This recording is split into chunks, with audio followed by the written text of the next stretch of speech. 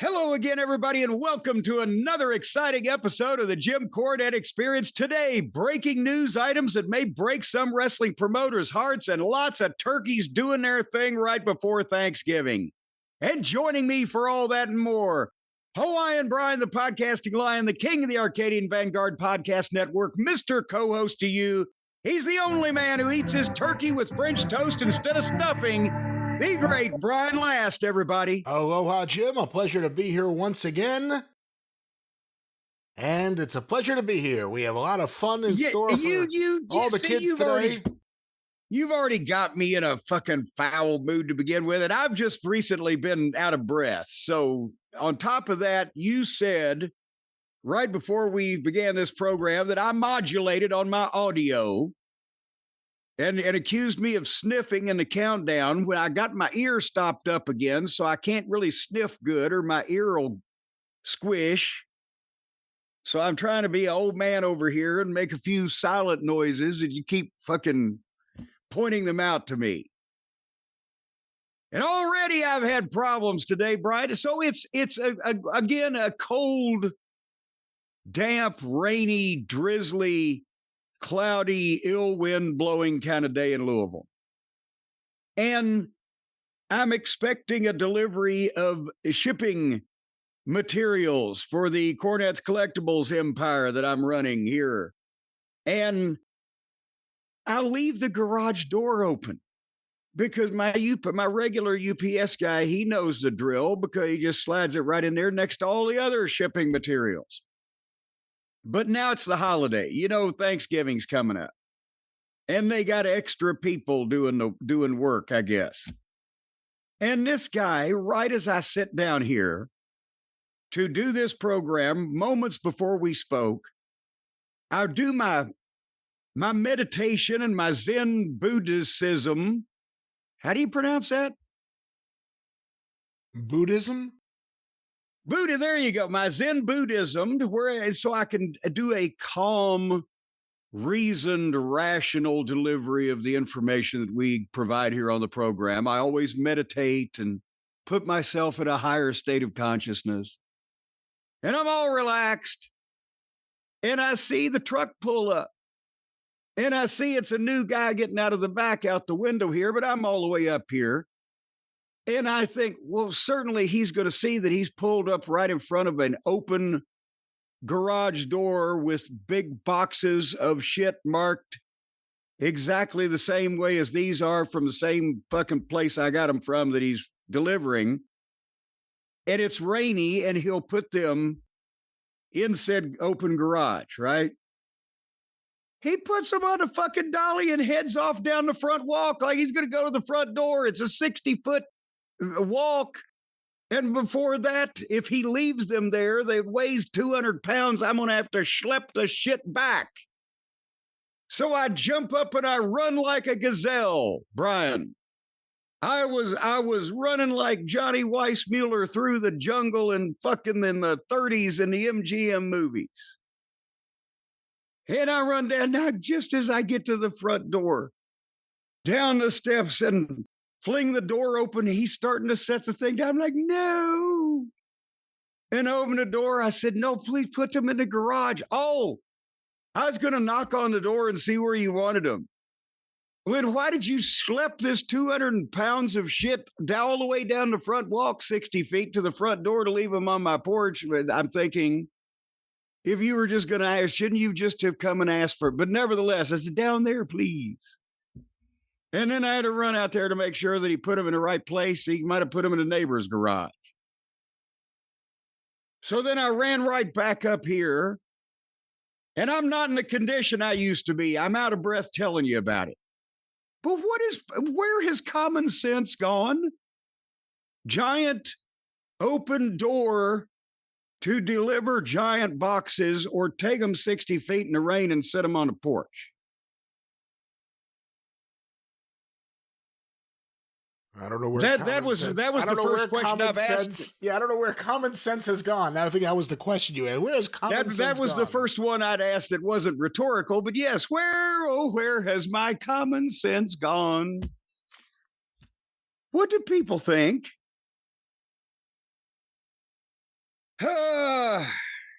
You can tell it's getting up on the holidays, and I can tell that sometimes my effort level of preparation for the show tends to wane here at the holidays. Brownie, we just wing it right out of the crack of my ass or the top of my head or wherever this shit comes from.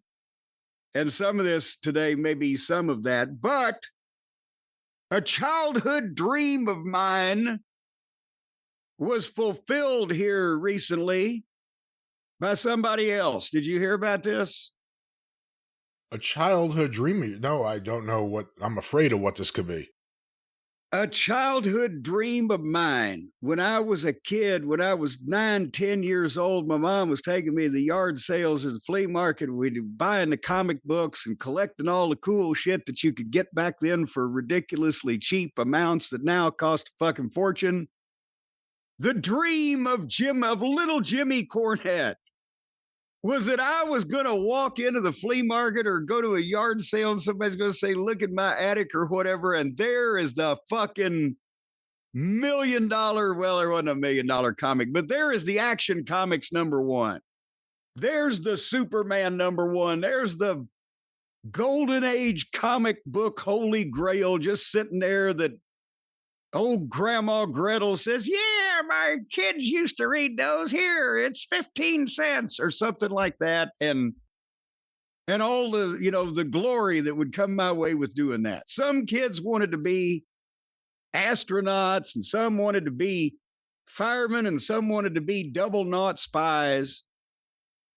But besides for my Johnny Weissmuller period and my Jim Wild West period, I wanted to be the guy that found the fucking comic book. And it happened, but to somebody else. Did you obviously didn't hear about this big news? No, I don't know where you're going. No. These brothers, apparently, they're like my age, and that's the point, is that their mother had passed away years ago or whatever, and she had told them at one point, oh yeah, I got some old comic books. I want to leave them to you or whatever.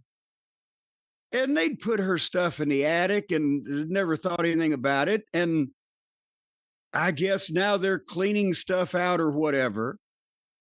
And there is the highest graded copy ever of Superman #1. Wow. A 9.0. Wow.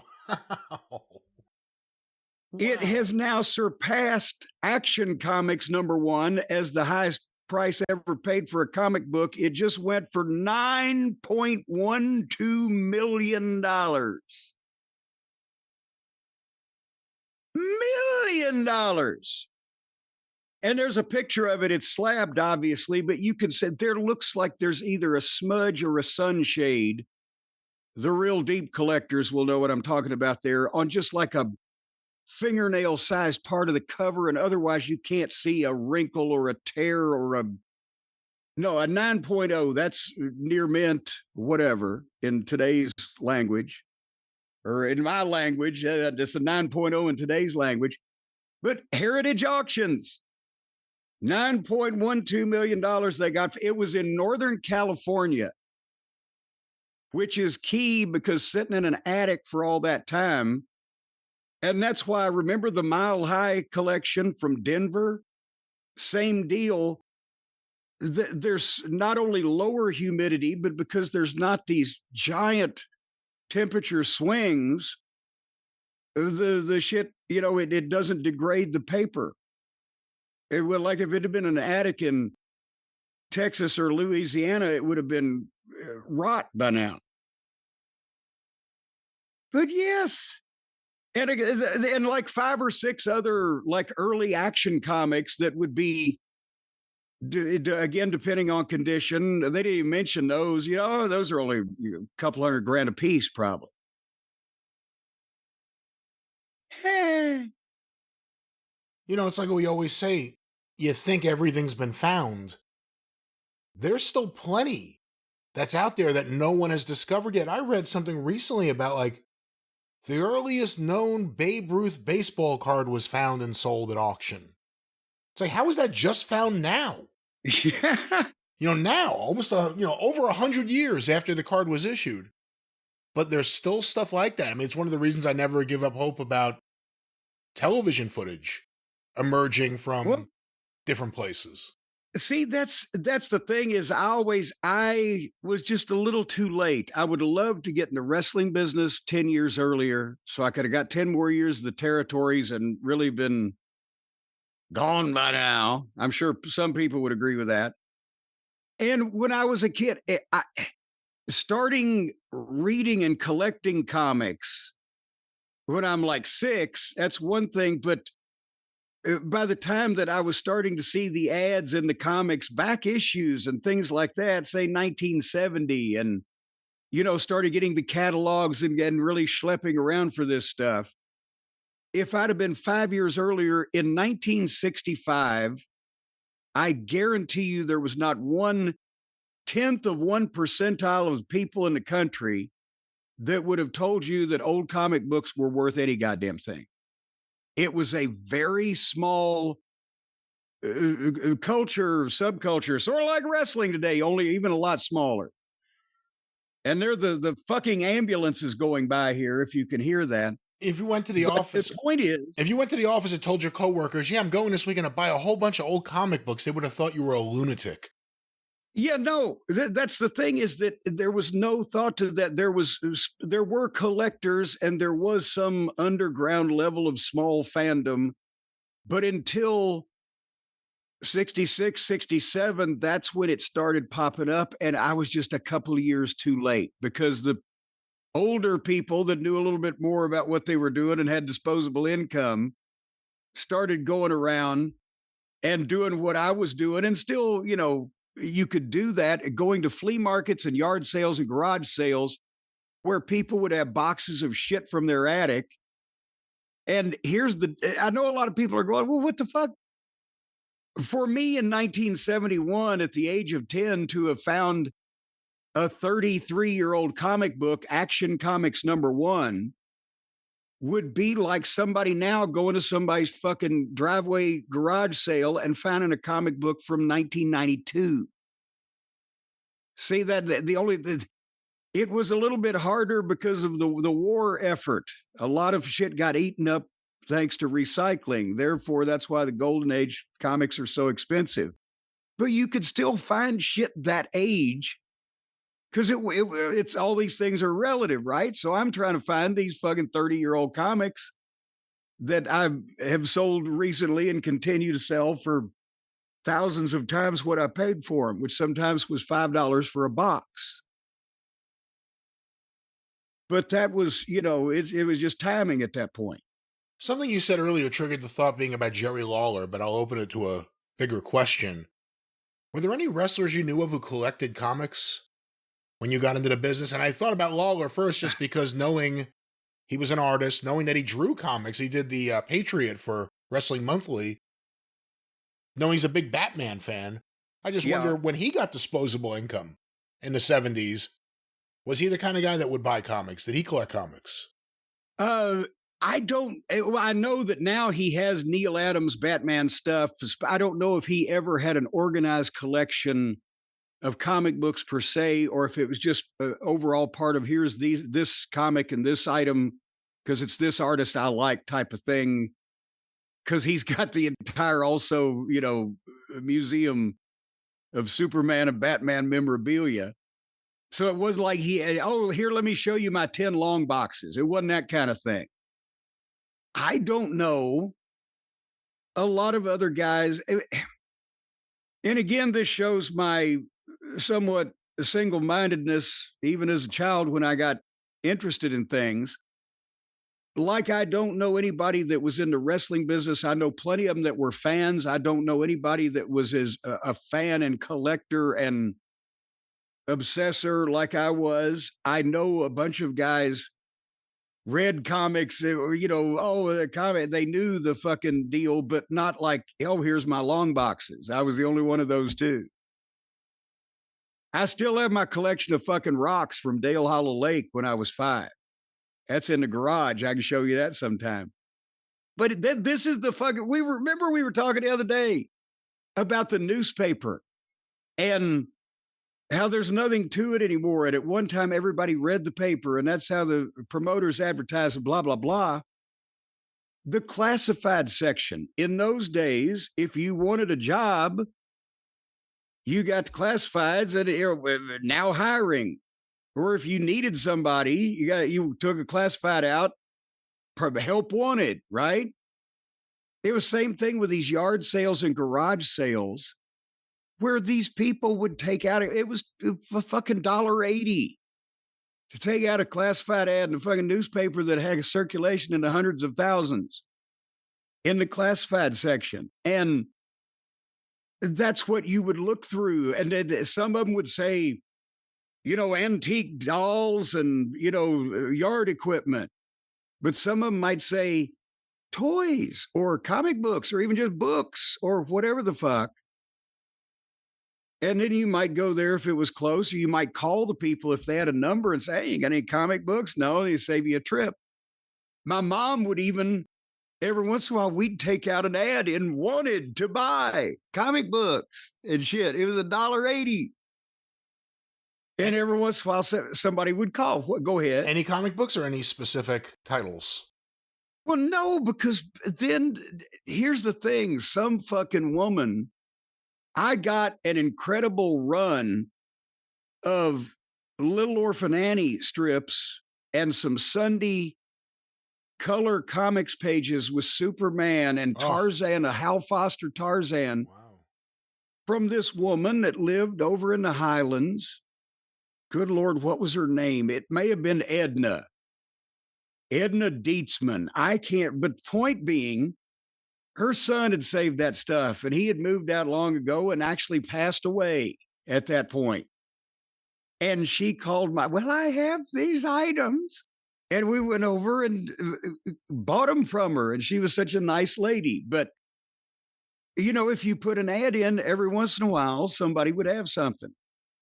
And this one guy, God damn it, there was a guy all the way down on Dixie Highway. And he had called, if this was 1972, he bought this shit off the stands and he was in his mid 40s.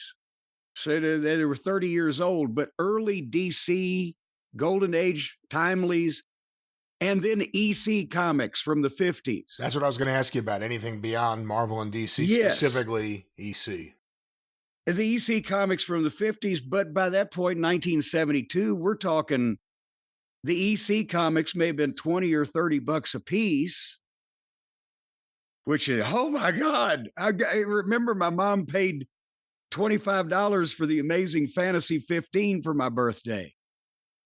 And the DC's, the Golden Age stuff, he wanted $30, $40, $100. So I got one book, which I think was $50. I believe was the most we ever paid for a comic, but this was a Christmas present. World's Finest Comics was the Batman Superman team up title for so long. I have some of the omnibus of that. Yeah. Omnibuy, I guess.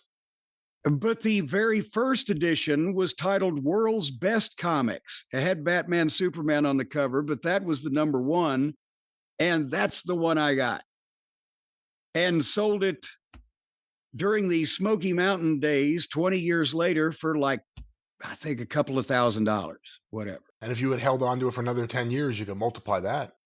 Well, yes, exponentially. But, Daddy needed a new TV station.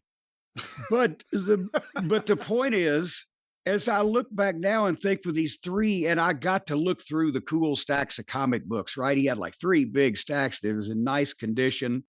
And it was like stuff from 1995 in terms of chronologically, but it was a different world because of the way things had, metamorphosized.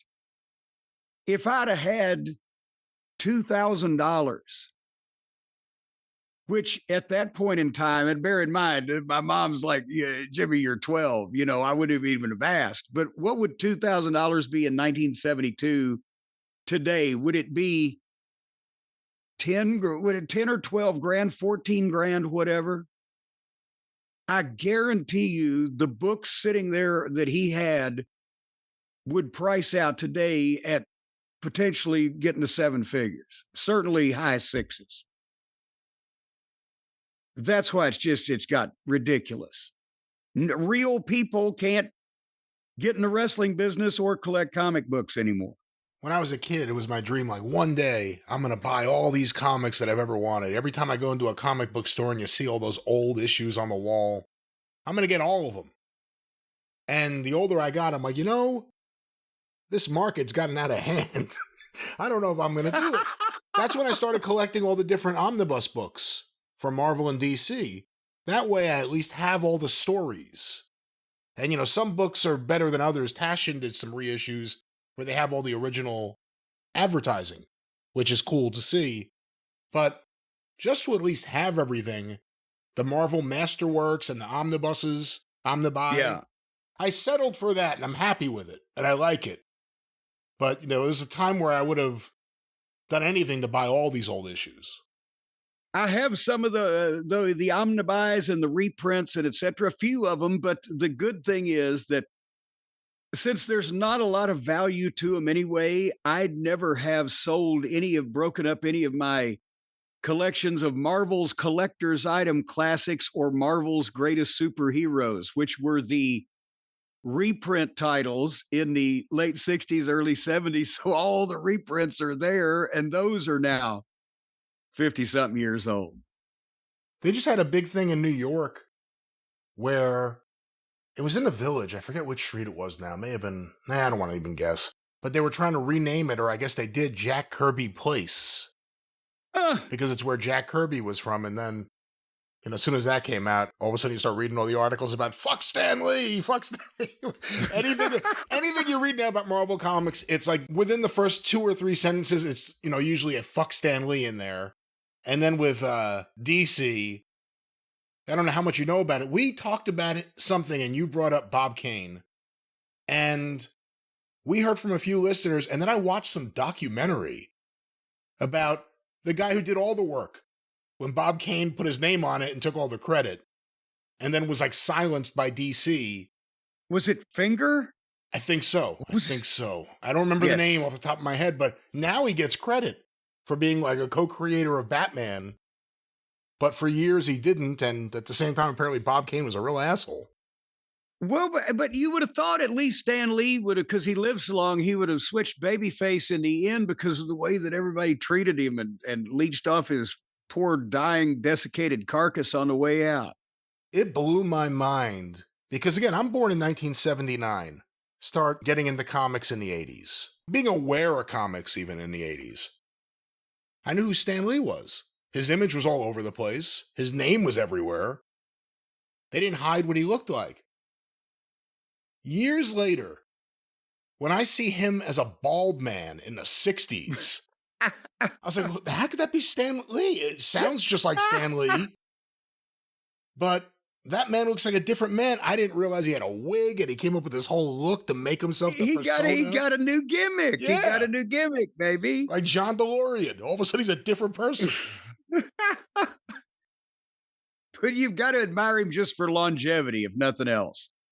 Imagine if Pfeffer had been able to hang on that long. He tried, man. I have all that stuff he sent around in the 60s. Like, he claimed there was a picture of him in the 40s backstage, but he looked older in the photo than he would have then. But it's like the Beatle the haircut. Original Beatle, Jack Pfeffer. Yes. The original. It was the original Beatle haircut because when he's in a hotel room by himself at night to save money, he'd turn a bowl over his head and cut his own hair. Yeah, it was dirty and moppish because he didn't wash it, not because it was a stylish take on things. I just saw a man leave this barbershop with the greatest haircut I've ever seen. Give me that. Well, Prince Valiant had it trademarked, so nevertheless. Anyway, before we move on with any other wrestling malarkey, there's somebody else in big trouble. We need to take a minute to acknowledge this because we've talked about him. He's been a friend of the show here in the past a couple of different times. What the heck is Smokey Robinson up to now? I guess you could say the tears of a clown. Potentially. I'm not exactly sure. I have an article here. I think we first started talking about Smokey, if I may call him such, here on the show. Oh, we're familiar. He's even we played his audio. That's I right. think here on when And Chinooka's coming the up. cameo. Yeah, Chinooka's coming up, so we can talk about Smokey now. Smokey had been accused of. Hey, well, we should say we're not making fun of a solemn holiday season, but Smokey Robinson did a cameo a few years ago where they asked him to wish so and so, little bupkis, whatever, happy Hanukkah, and they used the. I get Brian. Pronunciation is interchangeable, or some is an H and some is a CH. Correct. The spelling is interchangeable, I guess you could argue. The pronunciation's kind of the same. The spelling, you can see it's spelled both ways, but you say it the same way, but Smokey wished little Pismo a happy Chinooka. That's right. That's what the reference was. So we feel like since we've had him on the show here, we're on a first name basis. And that's kind of what you expect from the lovable old Motown legend Smokey Robinson. Just some kind of whimsical moment, lighthearted. Spreads joy and happiness. Everyone got that big grin, and he's always happy, and he's beaming, and he has the mellifluous voice that sings. Yeah, I mean, he has that voice, everything. Oh, yeah. I think the next thing we heard about him was he was accused of sexually harassing his longtime maid. But now we have a new article here. This is from the New York Post under Celebrity News. Smokey Robinson hit with 2 new sexual battery allegations, including one from a male ex-employee. Oh, for Christ's sake, Smokey! This was written by Bernie Zilio. Smokey Robinson has been hit with 2 new sexual battery allegations, including one from a former male employee. The 2 new accusers, John Doe 1 and Jane Doe 5, have been added as plaintiffs to the $50 million lawsuit originally filed in May by Jane Does 1 through 4. I didn't know about that. That's it, and they're all related? 4 former housekeepers who accused Robinson of raping them repeatedly throughout their employment. Oh, wow. Oh. According to the amended complaint, which was obtained Wednesday by Page 6, John Doe 1 began working for the Motown music mogul and his wife Frances Robinson at their Chatsworth, California residence in 2013, performing auto. Now, wait, hold on. Is also isn't Chatsworth right in the middle of where they used to make all the porn when porn video companies were a thing before the internet? You would know more about that than I. I heard something. This man, John Doe 1, was performing automobile detailing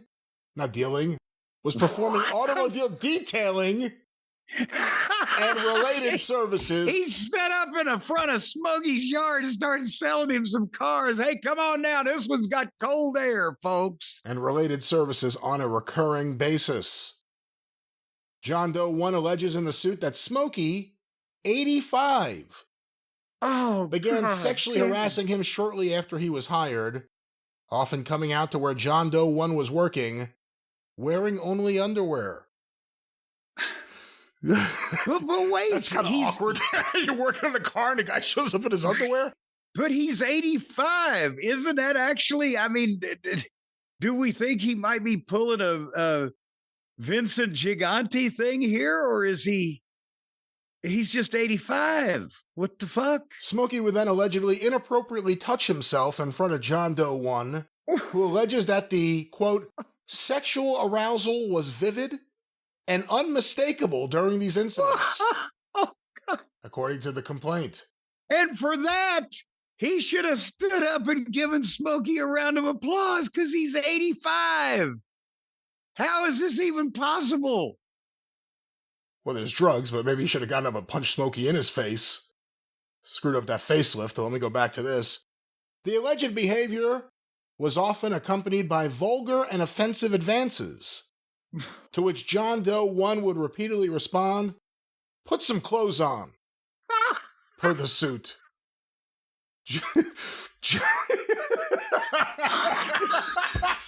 Damn it. Oh, Smokey, no. Put some clothes on Smokey. I want to remember you like you were. We're doing this again. Put some clothes on. John Doe 1 alleges in the complaint that in 2022, Smokey grabbed his hand without consent and attempted to force it onto his private area, prompting John Doe 1 to allegedly withdraw, turn away, and leave the property. Withdraw, turn away. That should be the title of an album. John Doe 1 claims he quit shortly after that incident but returned to work in 2023 at the couple's request. However, Smokey's alleged... Wait a minute, what now? Hold on. He had enough. So he quit. He had enough. Smokey, put your clothes on, and he quit. But they asked him to come back, and he did. However, Smokey's alleged behavior continued. And after, quote, no, learning of similar conduct towards other victims and out of a concern for his own well-being, John Doe 1 quit again, according to the suit. Meanwhile, what was their conversation like? Please come back. We changed Smokey's medicine. He's going to wear clothes. I promise you he'll have clothes, at least a robe. Yes, he knows where he is now. He won't try to, fondle you. Meanwhile, Jane Doe 5 claims in the complaint that she began working for the Robinsons as a housekeeper in 2005. She allegedly took a leave of absence due to a work-related injury, but returned to work at the couple's Chatsworth home from 2007 to 2011. Jane Doe 5 alleges in the suit that Smokey began sexually harassing her a couple months after she returned to work and continued to do so throughout her employment. She alleges the sexual harassment often occurred on the second-floor bathroom of the home. Let me scroll down. There's pictures of Smokey here. Oh, I thought you were going to say there's pictures of the bathroom. Jane Doe 5 alleges in the complaint that Smokey would call her baby and summon her to the bathroom while he was showering or preparing to exit the shower. Smokey would then allegedly ask her to enter and scrub his back. On more than 10 occasions, he allegedly grabbed her hand and attempted to force her to touch his private area, which she allegedly resisted by pushing his hands away and leaving the bathroom, according to the suit. Jane Doe 5 goes on to allege in the complaint that Smokey would often walk around the house naked and rub his elbow against her chest as he passed by, saying, I like you and want to touch all of you. Ask for whatever you want so you could be with me. What the... He also allegedly propositioned her to accompany him to a nearby hotel, per the suit. He's 85! Can you imagine, unless he has had as extensive a surgery on the rest of him as he's had on his face, can you imagine what he looks like walking around? That's why I said, take a good look at my face. It was, ignore the rest of me. Don't look down. 'Cause the rest of the shit's out of place. Let me go back to this article here. Jane Doe 5 also claims she was overworked and underpaid. Alleges in the complaint that Frances, the wife, not the talking mule, 73, was aware of her husband's behavior but failed to intervene. Jane Doe 5 also alleges that Frances regularly yelled at her, often using ethnically pejorative language, and blamed her for various missing items. The accusers are suing for sexual battery, assault, sexual harassment, gender violence, hostile work environment, negligence, false imprisonment, intentional infliction of emotional distress, failure to pay minimum wage, failure to pay overtime wages, and failure to provide rest and meal periods, among other claims. Let me stop there. We have a statement. Among other, what other claims can there be? I think they covered it there. There's kind of a wide variety of claims there, but has anybody, again, I'm just asking because I don't have his phone number. I don't talk to him on a regular basis. Has anybody verified whether Smokey is a vegetable or whether he's just still able to do this shit at 85 years old and is walking around lecherously fornicating on people? We have a statement from the Robinsons. This is through their attorney, Christopher Frost. These plaintiffs are part of the same group of people that have conspired together against the Robinsons and are layering out their claims for maximum adverse publicity. We have already explained in the Robinsons' lawsuit against this group for defamation, civil conspiracy, and elder abuse that, all along, this has been an organized, avaricious campaign to extract money from an 85-year-old legend. The group of people who hide behind anonymity and their attorneys seek global publicity while making the ugliest of false allegations. We have sought the court's intervention multiple times to require these anonymous individuals to divulge essential information, turn over relevant evidence, and share deposition transcripts with the district attorney. For obvious reasons, this group of does and their attorneys refuse to be does and one dim. refuse to be forthcoming with all the evidence possible to investigate their own claims. Once the public can see the truth, the avaricious motives and fabricated claims will be revealed. When asked about the original complaint in May, Smokey told the Daily Mail, "I am appalled." That's it? That's all he said. That's all he said. Are they sure he didn't say I buried Paul? Smokey, what do you have to say about all these allegations that you did all these things to these women? I'm appalled. That doesn't really answer like what he's appalled by or what is he appalling about it. Wait a minute. Hold on here 1 second. Let me just hold on. Appalled. Let's take him at his literal word. Oh, it's all the way back at the front. There's architecture. I'm going backwards. Appear. He said cranberry sauce. Aorta, apathy, apartheid. It doesn't have appalled. Oh no, there's 2 P's. That's why. That I bet. Where would that be? Son of a bitch. Aphorism. Apocalypse. Appall, to fill with horror or dismay. So that doesn't really. Well, I guess it's a truthful statement. If you said to him whether it was true or not, he would be appalled by it. It would fill him with horror and dismay. Well, this is the you can't trust anybody anymore. It's become our weekly update into the downfall of famous people. But 85 years old. What the fuck?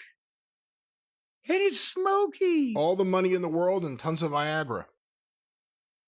Can that be good for your heart if you're 85 years old? I wouldn't think so, but I don't know how that works. There's got to be a law of diminishing returns somewhere. I'll tell you what. Go ahead. On the topic of sexual harassment or anything, it's funny. I just saw a video that someone posted of Vince McMahon from like 2003, 2004, somewhere in there on Bite This or whatever the WWE online show was where he was being asked questions. And he was asked about you and Ed Ferrara. About you spitting at Ed Ferrara in his face. Oh. I did not know that this existed. Oh, you want me to pull it up? Do you want to actually hear what Vince McMahon had to say? I've never heard of this or about this before. All right, give me a moment. I'll see if I can find it. If you want to recount the story real quick about you and Ed Ferrara. Well, for the longtime listeners, I'm sorry if we're chewing our food twice. You already know it. But basically, I had not seen Ed Ferrara in person, been in the same place with him since he had done the Oklahoma business where he was making fun of Jim Ross's Bell's palsy and his droopy face and etc.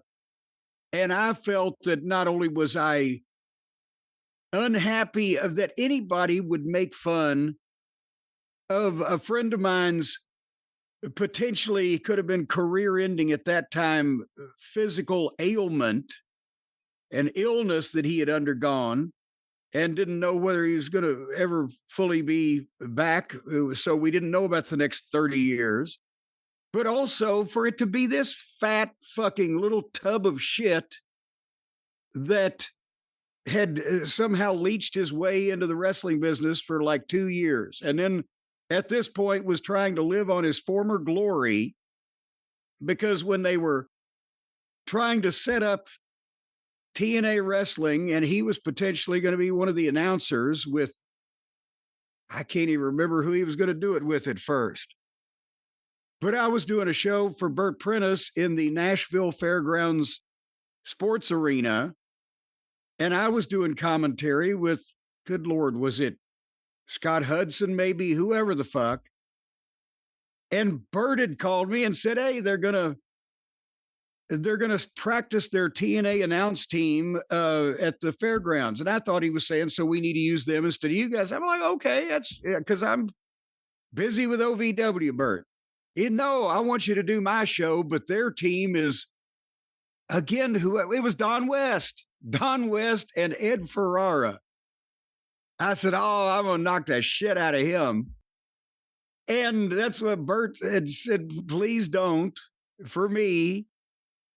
Okay. So we're going to coexist in the building. I had no intention of speaking to him. And when I'm standing back there talking to somebody, in comes this idiot with dreadlocks on, the whitest, fattest, tubbiest motherfucker in the world with dreadlocks on, and walks right up to me and sticks his hand out. Hi, Jim. So I looked at him and told him what I thought of what he had done. And I had promised Burt that I wouldn't hit him. But I didn't say that I wouldn't try to make him hit me first. So I spit in his face when I cut the promo on him, which is, I'm sure, available here on our YouTube channel somewhere. Maybe even the Arcadian Vanguard Network channel. It's been so long. And he didn't fight me. He just walked off. Well, in 2002, Vince McMahon was asked his opinion about this. That's about when it happened. The audio may not be the best. Let's go to this. And again, there's another situation I think that has been on the internet as of late, and I just... By the way, that's Tom Pritchard talking to him.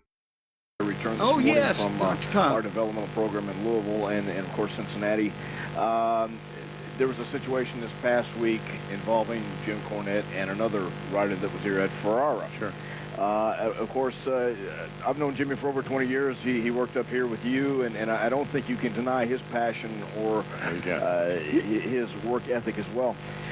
Do you feel that something like that, do you feel the animosity, or do you feel anything the same way Jim Cornette would towards this guy, or would Ed Ferrara be welcome back as well? I mean, he made fun of JR. This is the reason Jim, of course, had these personal feelings and went in and pretty much stood up to the guy and told him, go to hell. Right. Everyone's entitled to an opinion. Yes. When that opinion goes beyond an opinion, you know, and it results in physicality, it results in spitting in somebody's face, as it allegedly happened. I don't know. I wasn't there. That's unprofessional. So, you know, I mean, no one can appreciate Cornette's passion for the, quote, business any more than I do. I appreciate that. I don't know that Ed Ferrara didn't have it either. I mean, I just thought it was a very unprofessional situation. Yeah. Well, there it is. Vince McMahon in 2002. What do you think of that? I think, of course, when Vince was that the first year of the IPO, when he was trying to play the CEO? Well, we can't have the unprofessional conduct. And then once he's a billionaire, he pays out $25 million because he shits on people's heads. At least I only spit in his face. Can you imagine the headlines I could have got if I'd have shit on Ed Ferrara's head? I don't think there was any coming back from that at that point. I think, it's more acceptable now than it was 25 years ago. What, to shit on somebody's head? That would have been something. That's the funny part about it. The whole idea that Vince McMahon is pointing at your unprofessional for doing that. Meanwhile, he was sleeping with talent. Oh, I forgot. That was concurrent with that, wasn't it? Yeah, well, yeah. Well, but he didn't spit on him beforehand. Well, shit, maybe he did. Oh boy. He spit on him when he told him to call Laurinaitis. Well, anyhow. Well, that was Vince McMahon in 2002, sounding like Vince McMahon before his voice was totally gone. And that's another thing is that Vince and Smokey are within 7 years of each other. So therefore now they've joined the 80-year-old billionaires Viagra Club or whatever. And they're competing with each other to see who can be the dirtier old man. It's always weird when they say like the wife's aware and she's okay. Like that same thing with Bill Cosby. They're like, his wife has to know that he's been raping hundreds of women. And in this case, is Smokey's wife the one? She's 73. Is she the one that's fucking senile? Oh, Smokey's up in his room again. Who knows what the fuck's going on with these people? He called someone baby. Amazed. He called someone baby. Yeah, he's been doing that for 70 years. Hey, if calling somebody baby is going to get you in trouble, and Jimmy Hart would have been in jail 50 years ago. But you know what all these people need to do, don't you, Brian? Oh, no. All these people need to just fucking protect their privacy because all this shit gets out. So here's what you need to do. If you're a 80-year-old octogenarian multi-millionaire Motown star, and you want to hire somebody, do it on the internet with a VPN from Surfshark where you can protect your privacy. You can tell the people that you're hiring for menial yard labor that you're really a fucking yacht broker from Toulon, France, instead of who you are, the dirty old man in his bathrobe that's going to come out and wiggle his wang around. I don't think that's what Surfshark can do for you. That's not what they could do for you. I don't know what the hell you're talking about. This is not really a sales point, but what Surfshark can do for you, Jim, talking about Vince McMahon, big changes since Vince McMahon left WWE. The pay-per-views, the premium live events, the Saturday night's main events, they're all over the place. They're everywhere. You don't know how you're going to get them. There's an easy way to get them. No. There's an easy way to get them. You don't know where your next big event is coming from, ladies and gentlemen. That's right, but there's an easy way to get these big events all in one place. Just say you're Canadian with Surfshark. That's right, because the Canadian people are so nice, people just give them shit. They don't have to watch commercials. They don't have to put yourself in the middle of somewhere like Saskatoon. And they'll beam all these shows. You'll actually just get to be able to log on to the security camera at the WWE headquarters where you can just watch the wrestlers come and go on Surfshark. Because there you can just tell the Surfshark people that you're the goddamn head of the secret police for Saskatoon. And automatically, you're going to be looking at the hidden cameras. Again, you're adding layers to this that are unnecessary. Fans, you got to be layered up in the wintertime. It's fucking cold out there. Folks, is easy. I'm telling you. This is easy and safe and something you can it's do. Easy and safe because there's a risk-free 30-day money-back guarantee with Surfshark.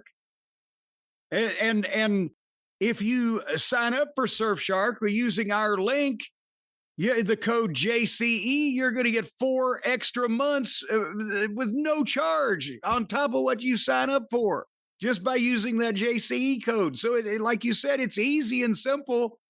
You just tell these people that you're in command of the United Network Command of Law Enforcement, Uncle. And you want all the wrestling programs beamed to your lair somewhere in a Swiss mountainside. And when you type that in, boom, you get all the wrestling shows on Surfshark, right? And nobody knows that you're really, fucking Tits McGee from down the street in Poughkeepsie.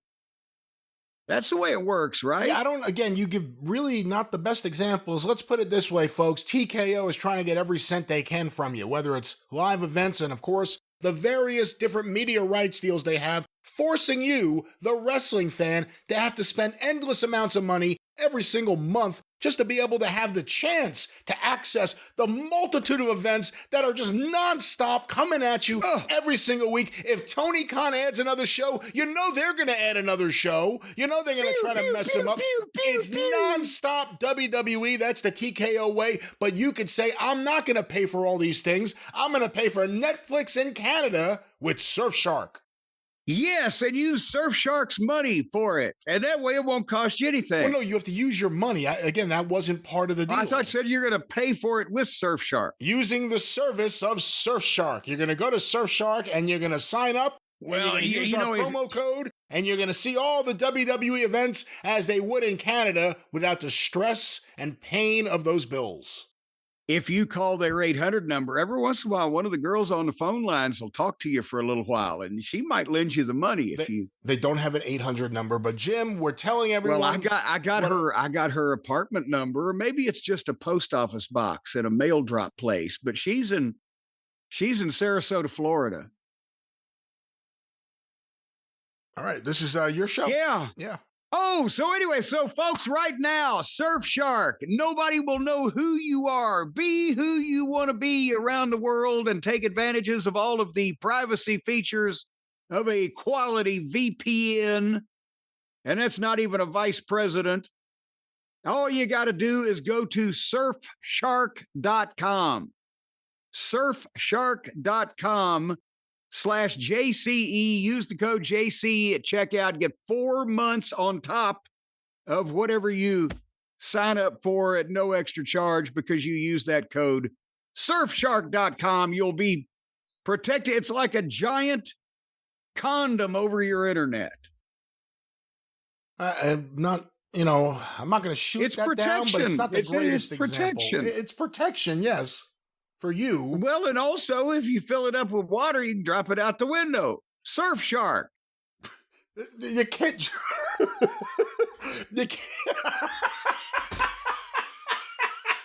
All right, unexpected twists and turns, but yes, once again, Surfshark. Jim, one last time, that promo code.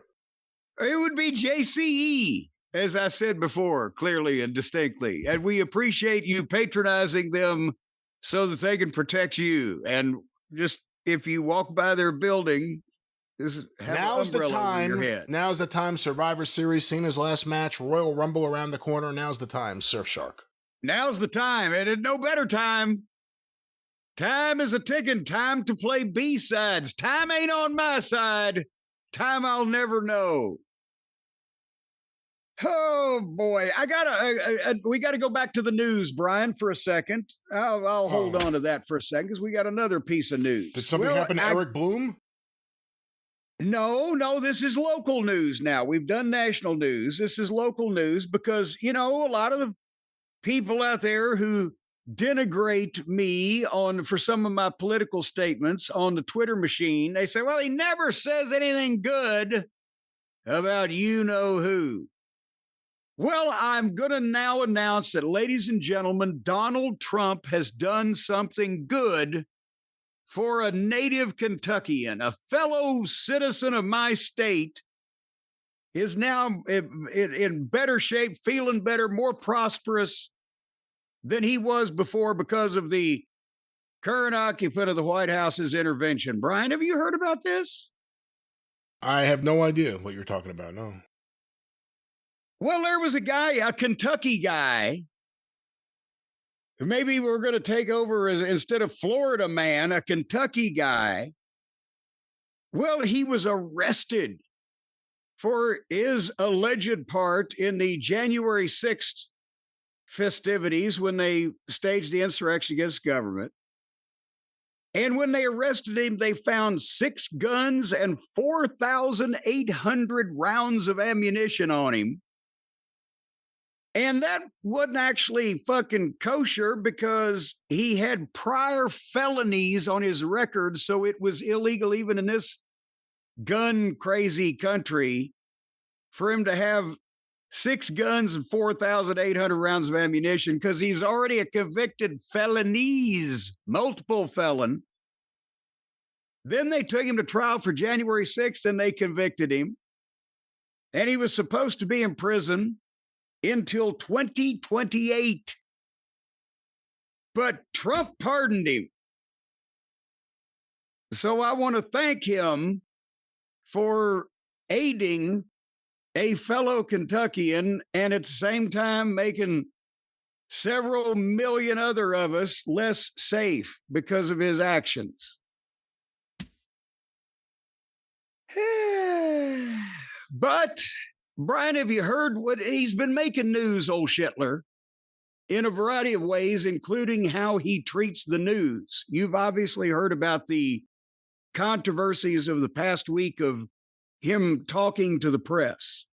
Yeah, I saw the ABC News one live where in the Oval Office with the Saudi prince, also, as he's also known, future owner of WWE, the Saudi prince with Donald Trump in the office, he was really insulting to the ABC News reporter. And then I found out about the piggy thing after the fact, and that was just the beginning of the week. And again, for the folks around the world who don't understand how we're inundated with this fucking pig and his bloviations constantly, he's cracking because whether it's the Epstein thing or as the Republicans now realize in 3 years, we're going to be rid of this fucking guy and we got to have a future. And he's old and he's stressed and he's just blurting shit out now.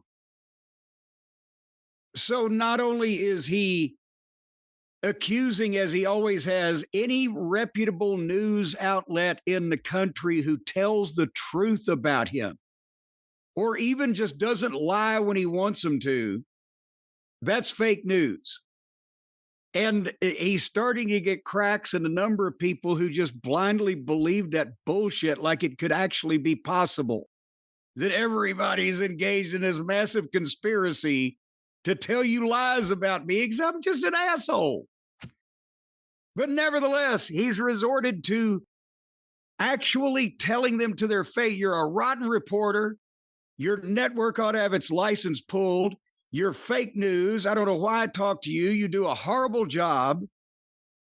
And when one woman was asking him on the plane the other day to follow up on a question about the Epstein files, which has really got him his ass chapped, and imagine what a hideous sight that is, he actually said to her, quiet, piggy. This fat asshole fraud is starting to melt down because he realizes he can't keep his plate spinning very much longer. And it's getting tiring because he's fucking old. And he's lied and he's grifted and he's fucking distracted and he's name called and he's whatever his way into a fucking corner. And the only people that are willing to still kiss his ass are these lunatics he's surrounded himself with. So nobody's even telling him the truth about how stupid and false all of his shit looks, and he's calling these people fakes. And Brian, as you'll remember, since my father was in the newspaper business, he had quite a bit to do at the state level with not only freedom of the press, but fairness and accuracy of the press. And for these legitimate, I know there's some Fox News people and some of the right-wing lunatic piss sites that he credentials now instead of real people that are going to report facts and knowledge. But there's real reporters there that are being insulted because they work hard to verify, fact check, whatever the case, and figure out this shit. If it hadn't been for the guys named Woodward and Bernstein, we might have had Nixon till 76. So the point is, you know that every reporter that covers this lying sack of shit is sitting there wishing that he would drop over and turn to jelly. They hate the sound of his voice. They hate the condescending tone. And they hate being called names. But they can't say anything because they're supposed to be professional, right? Well, I think that there's got to be somebody in that pool of somewhere in one of these press positions that says, you know what, I just can't take this anymore. I hate all this shit. And I want to go open a bed and breakfast on a beach somewhere or get a job at a goddamn hot dog stand. People be nicer to me than this. And just looking for a change of career. And Brian, I told you this the other day, and you didn't know whether it was legal or not. So pending legal approval, I think this is if somebody on the reporter's crew, even a sound guy, anybody that's there, if they would just, in response to this fucking flaming asshole insulting them the next time he does it, there'll be many, say, you know what?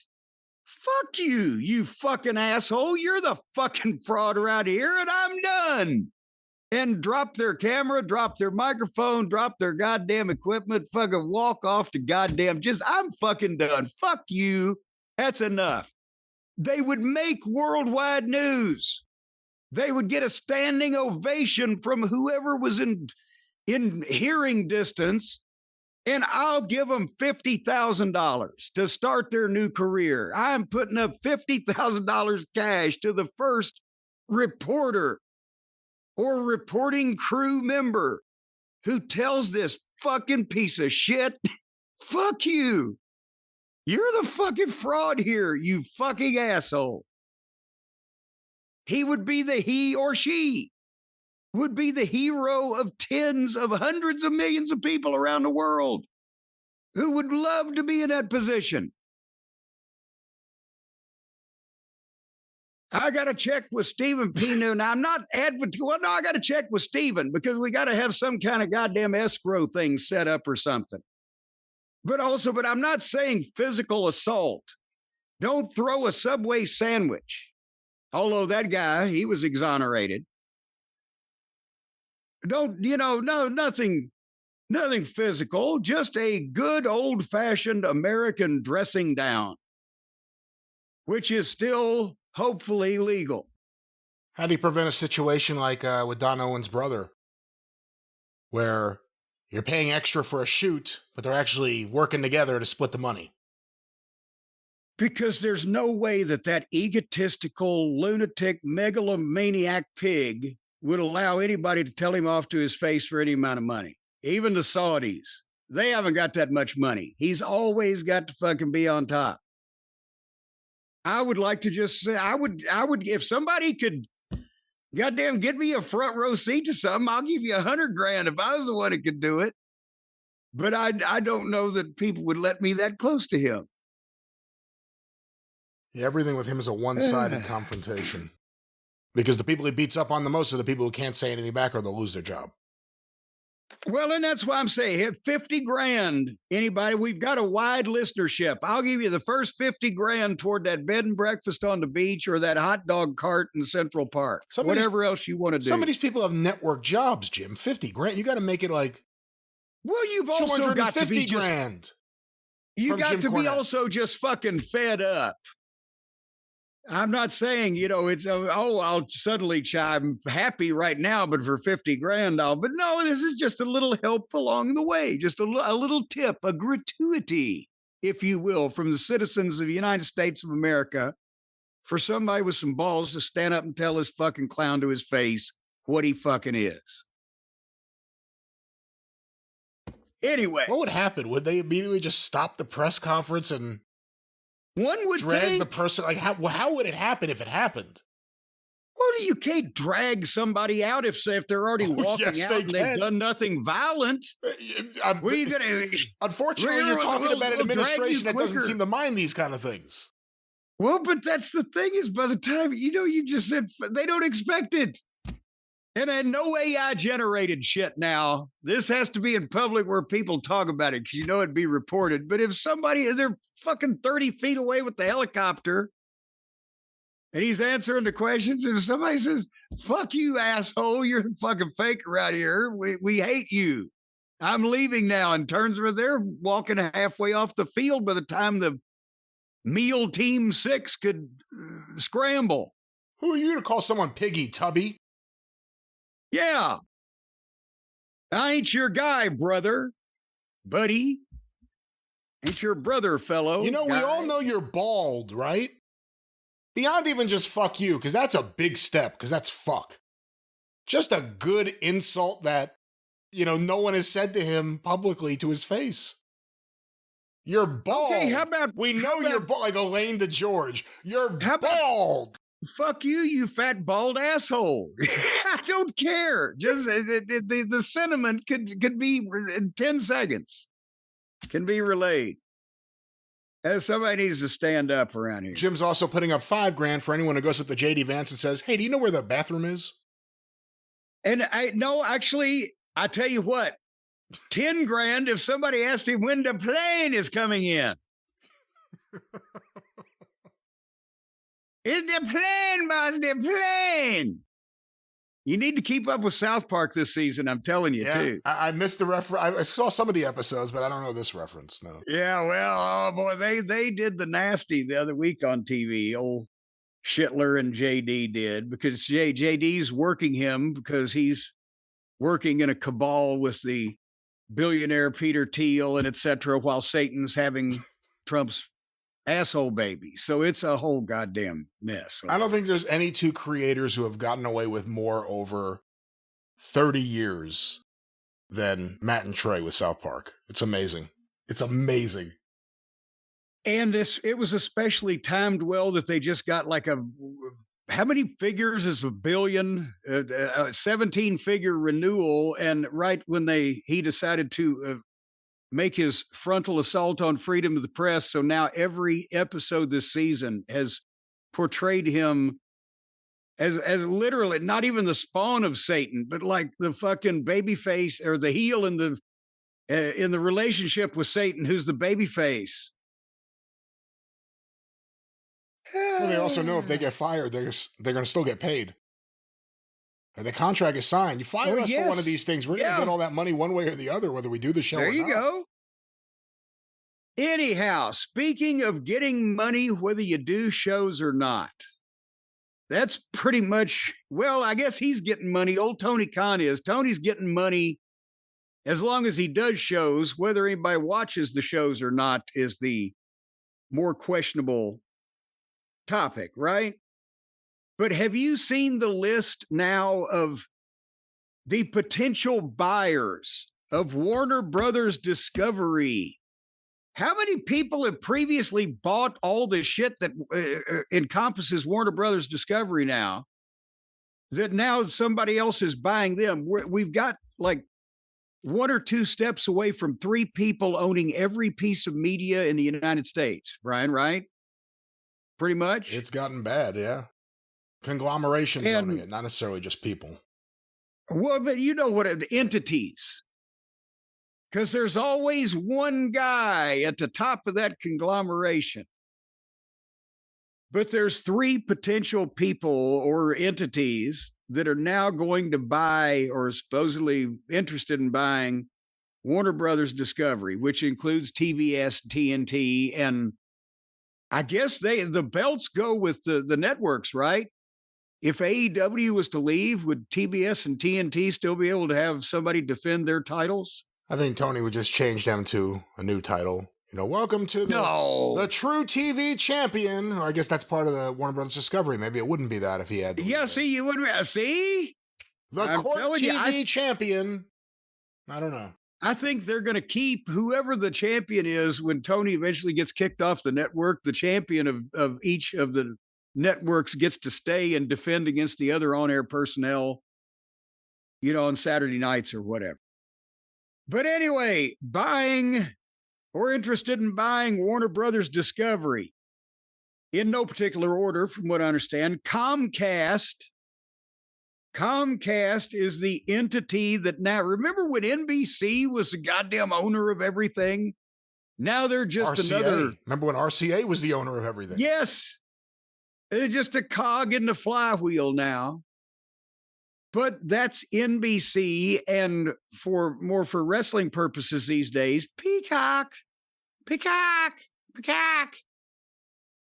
So one might think that, Brian, again, the relationship may not all be rosy because the WWE finished up their commitments early, right? To get off of Peacock and go over to Netflix and that whole falderall, and NBC moved Saturday night's main event from network television to Peacock.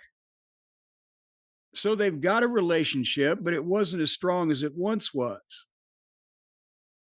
So maybe that might mean that if they ended up with Warner Brothers Discovery, if they wanted wrestling, or if they wanted wrestling of a certain level, would that open up Tony to more beneficial treatment from the corporate overlords? Well, again, Comcast owns USA Network, which is SmackDown, and is a direct competitor with TBS and TNT. A little different because they don't have sports, but again, there's a difference between WWE and AEW in the perception from media executives, at least amongst the ones I've talked to and people I know. WWE, no matter what we all think of the ebb and flow of the booking or the business or whatever, yeah, it's seen as a big deal to people who don't follow it the way we do. It's the brand to the average person and average executives. So again, they still have a WWE deal. If they happen to purchase Warner Brothers Discovery, I don't think it's as simple as just slot AEW into previous things we were doing with WWE. They're not going to see them as the same thing. And again, you still have the issue of WWE would be on USA, and they would be on, potentially, still TBS and TNT, all under one umbrella. That would be weird. Well, I don't think that will come, that they will all be under one umbrella, at least for any length of time. And that's the point of this, is that as the media conglomerates narrow down, not just AEW's, but any potential future wrestling or etc. opportunity narrows down, except those under the WWE umbrella. Because, and I'll give the other potential buyers here in a second, then we'll talk about, I've had experience with dealing with everybody from the local executives at WOAY in Oak Hill, West Virginia, to sitting in rooms with meetings with the executives from the network going on. And I've lived through the changes in the way that TV and wrestling have gotten along with each other over the past 40 years. And your point is valid, is that even if there's a less than cordial relationship, or the network wants to be in the wrestling business, even though they've been shut out of the product they want, there's a chance for a secondary product. That's how the secondary product has usually wormed its way in for the past 30 years.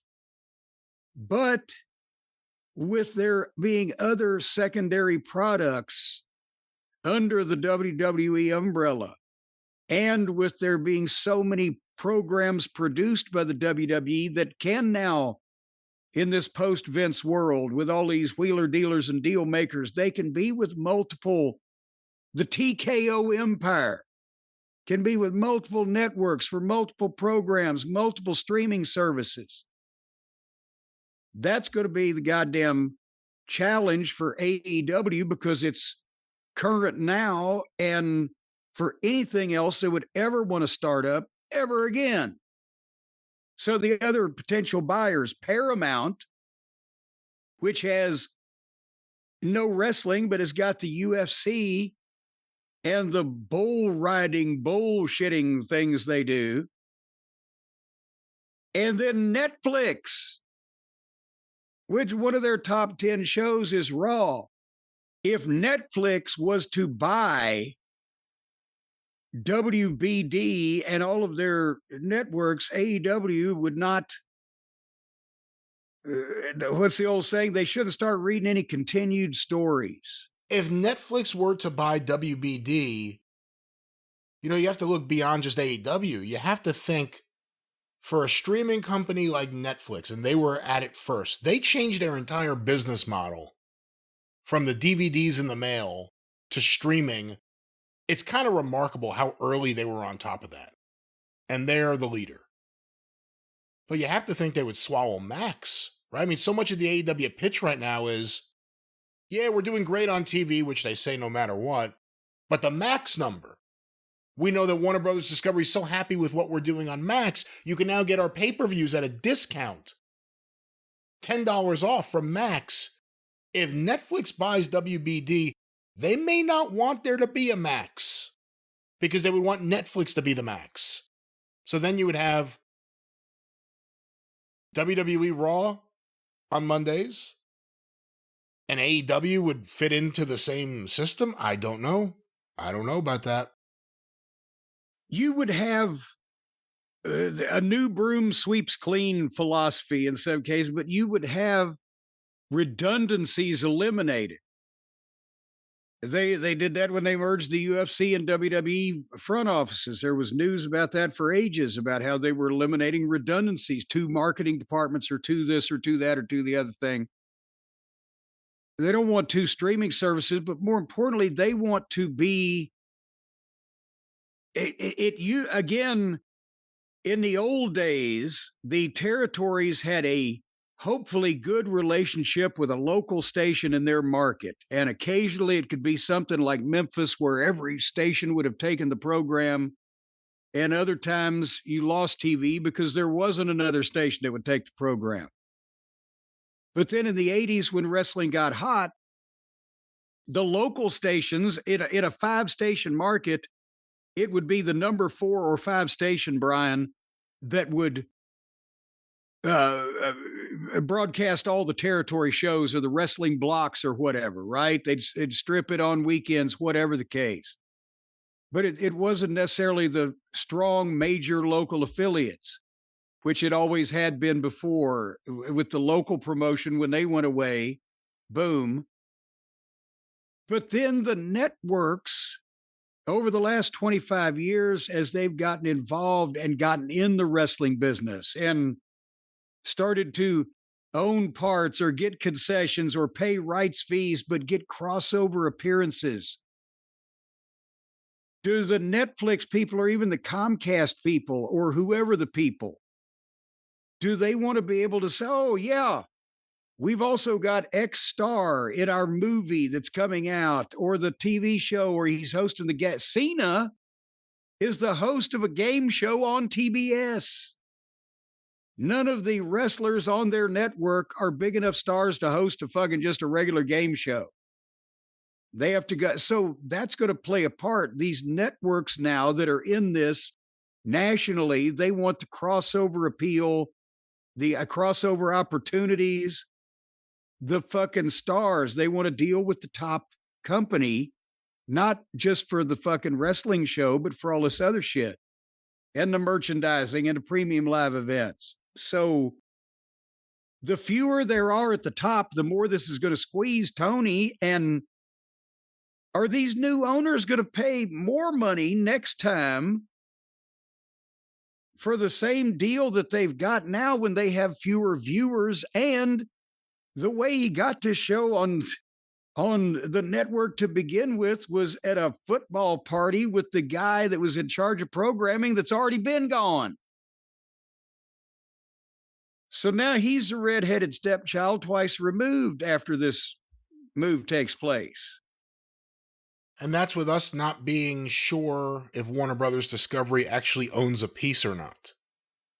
And Tony and AEW have fought hard, I think in the Moxley lawsuit where the stagehand got hurt, to prevent the information from getting out about who truly owns the trust or the company behind AEW. They've fought to let that information out. It's not as simple as Tony and his sister. It was set up by their dad. There's something else going on. And it may or may not be Warner Brothers Discovery, but a lot of people in media who aren't in wrestling think that AEW is owned, at least a small percentage of it, by Warner Brothers Discovery. So that would have to go into the equation one way or the other. And the other thing is, USA Network tried to rebrand like the whole network. I don't even remember. It may have been 20 years back. All of a sudden they had original programming, and it wasn't just Rhonda Shear and, the Cartoon Express. Characters matter. Characters matter. Those shows all became priorities, and those shows were, to them, prestigious shows. But the strength of Raw and WWE to them were, it's not going to be as sexy to advertisers, but these numbers, and specifically the male demographic, is going to make us the number one network on cable. All these other shows are going to do good. This will put us over the top. That's what became the value of Raw. Again, it's a different playing field now. You could argue that some people, based on the deals, still see WWE that way. We're going to get all these eyeballs from men. WWE's a hot thing. Let's bring it in. They're not going to say that about TNA. TNA.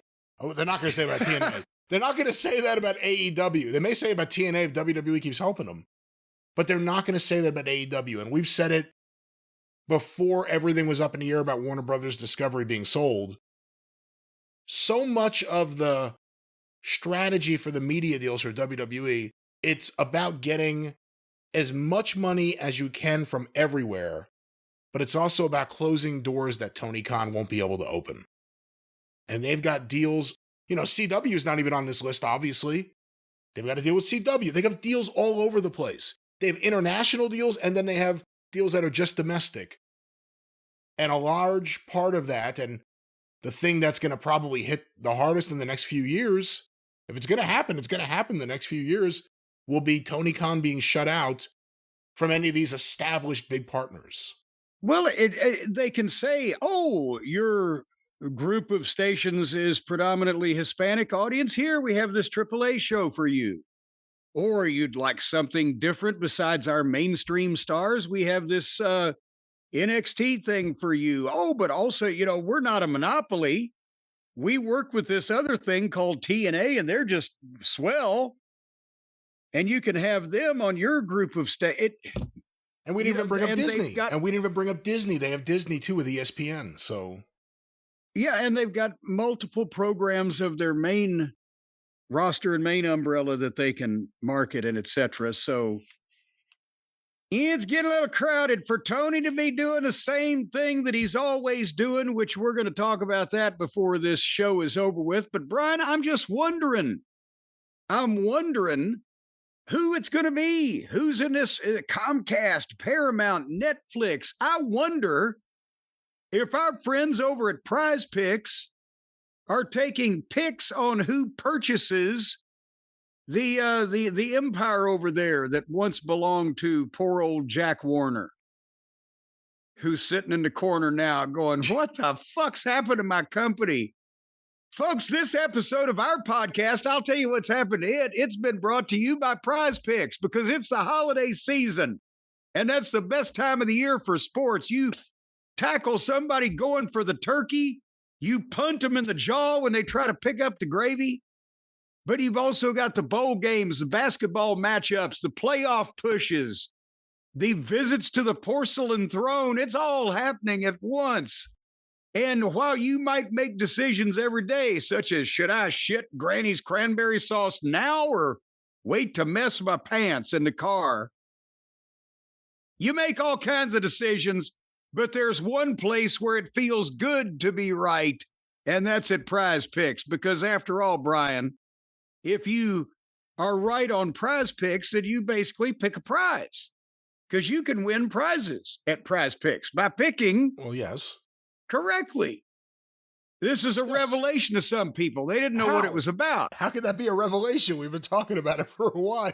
Well, they didn't know. I'm just telling you, there's all kinds of things. You might not know there's an alert new feature. Prize Picks now has early payouts. That means if your lineup gets off to a hot start, you may now have the option to cash out those winnings before the game even finishes. So what you do is you cash out when it's almost all the way through, and then you send some guy down to the game in a football outfit to impersonate one of the players. He runs out on the field and he tackles the guy and breaks his leg, and you've already made off with the money. Ladies and gentlemen, no, that's not what we do. First of all, we certainly don't want to do anything that would interfere with these games, and I think that is actually called illegal. So no, we won't be doing that. But what you can do... Is it legal if they're dressed as football players? You can sit back in your chair, watch the game, and say, hey, I think this guy's going to do this. And if you really believe it and you think you got your stuff together, make some money, win some prizes, Prize Picks. Well, that's what you can do. And is your fantasy season already over? A lot of people have reached that age, except for Smokey. His fantasy season seemingly never ends. But with Prize Picks, you don't have to wait until next year's draft, folks, because Prize Picks lets you play fantasy football every week. So if you want to have fantasies involving any type of ball movement, you can pick your favorite players and win when they hit their projections every week. No draft required. It's easy to get a cold this time of year when you have a draft, when you've just got a bathrobe on with no skivvies. On Prize Picks, how you play is up to you, and how you can just be out on the porch naked. They don't care. And if you want flexibility, you can choose Flex Play, where you can get paid even if one of your picks misses. So they'll just say, well, he's old and he doesn't know any better here. Give him some money. And also, if you want the biggest payouts, go for the Power Play, which is they'll send it to you in a box. It plugs in the wall. It's a 9-volt. No. And boy, that thing vibrates, but it'll fucking get in there. There's no contact. They won't be sending you anything. You can just go and download that app and get to work, win some prizes, get win to some work. money. Prize Picks. I don't have to spend a lot of time trying to calculate my payouts, Brian, because Prize Picks does it for me with their payout multipliers. And they just tell you what they're going to give you. And you say, well, fuck, that's easy. I bet they make a lot of money that way off the skim off the top. But nevertheless, right now it's available in 45 states, including California, Texas, Florida, and Georgia. I don't know. It's not listed here where the prick holdouts are, but nevertheless, folks, you know what Prize Picks is all about, and therefore I don't need to tell you. But right now you can download the Prize Picks app today and use the code JCE to get $50 in lineups after you play your first $5 lineup. That's right, you slap that $5 down there to show them that you're serious about this thing, and they're going to shower you with 10 times that much in return. See?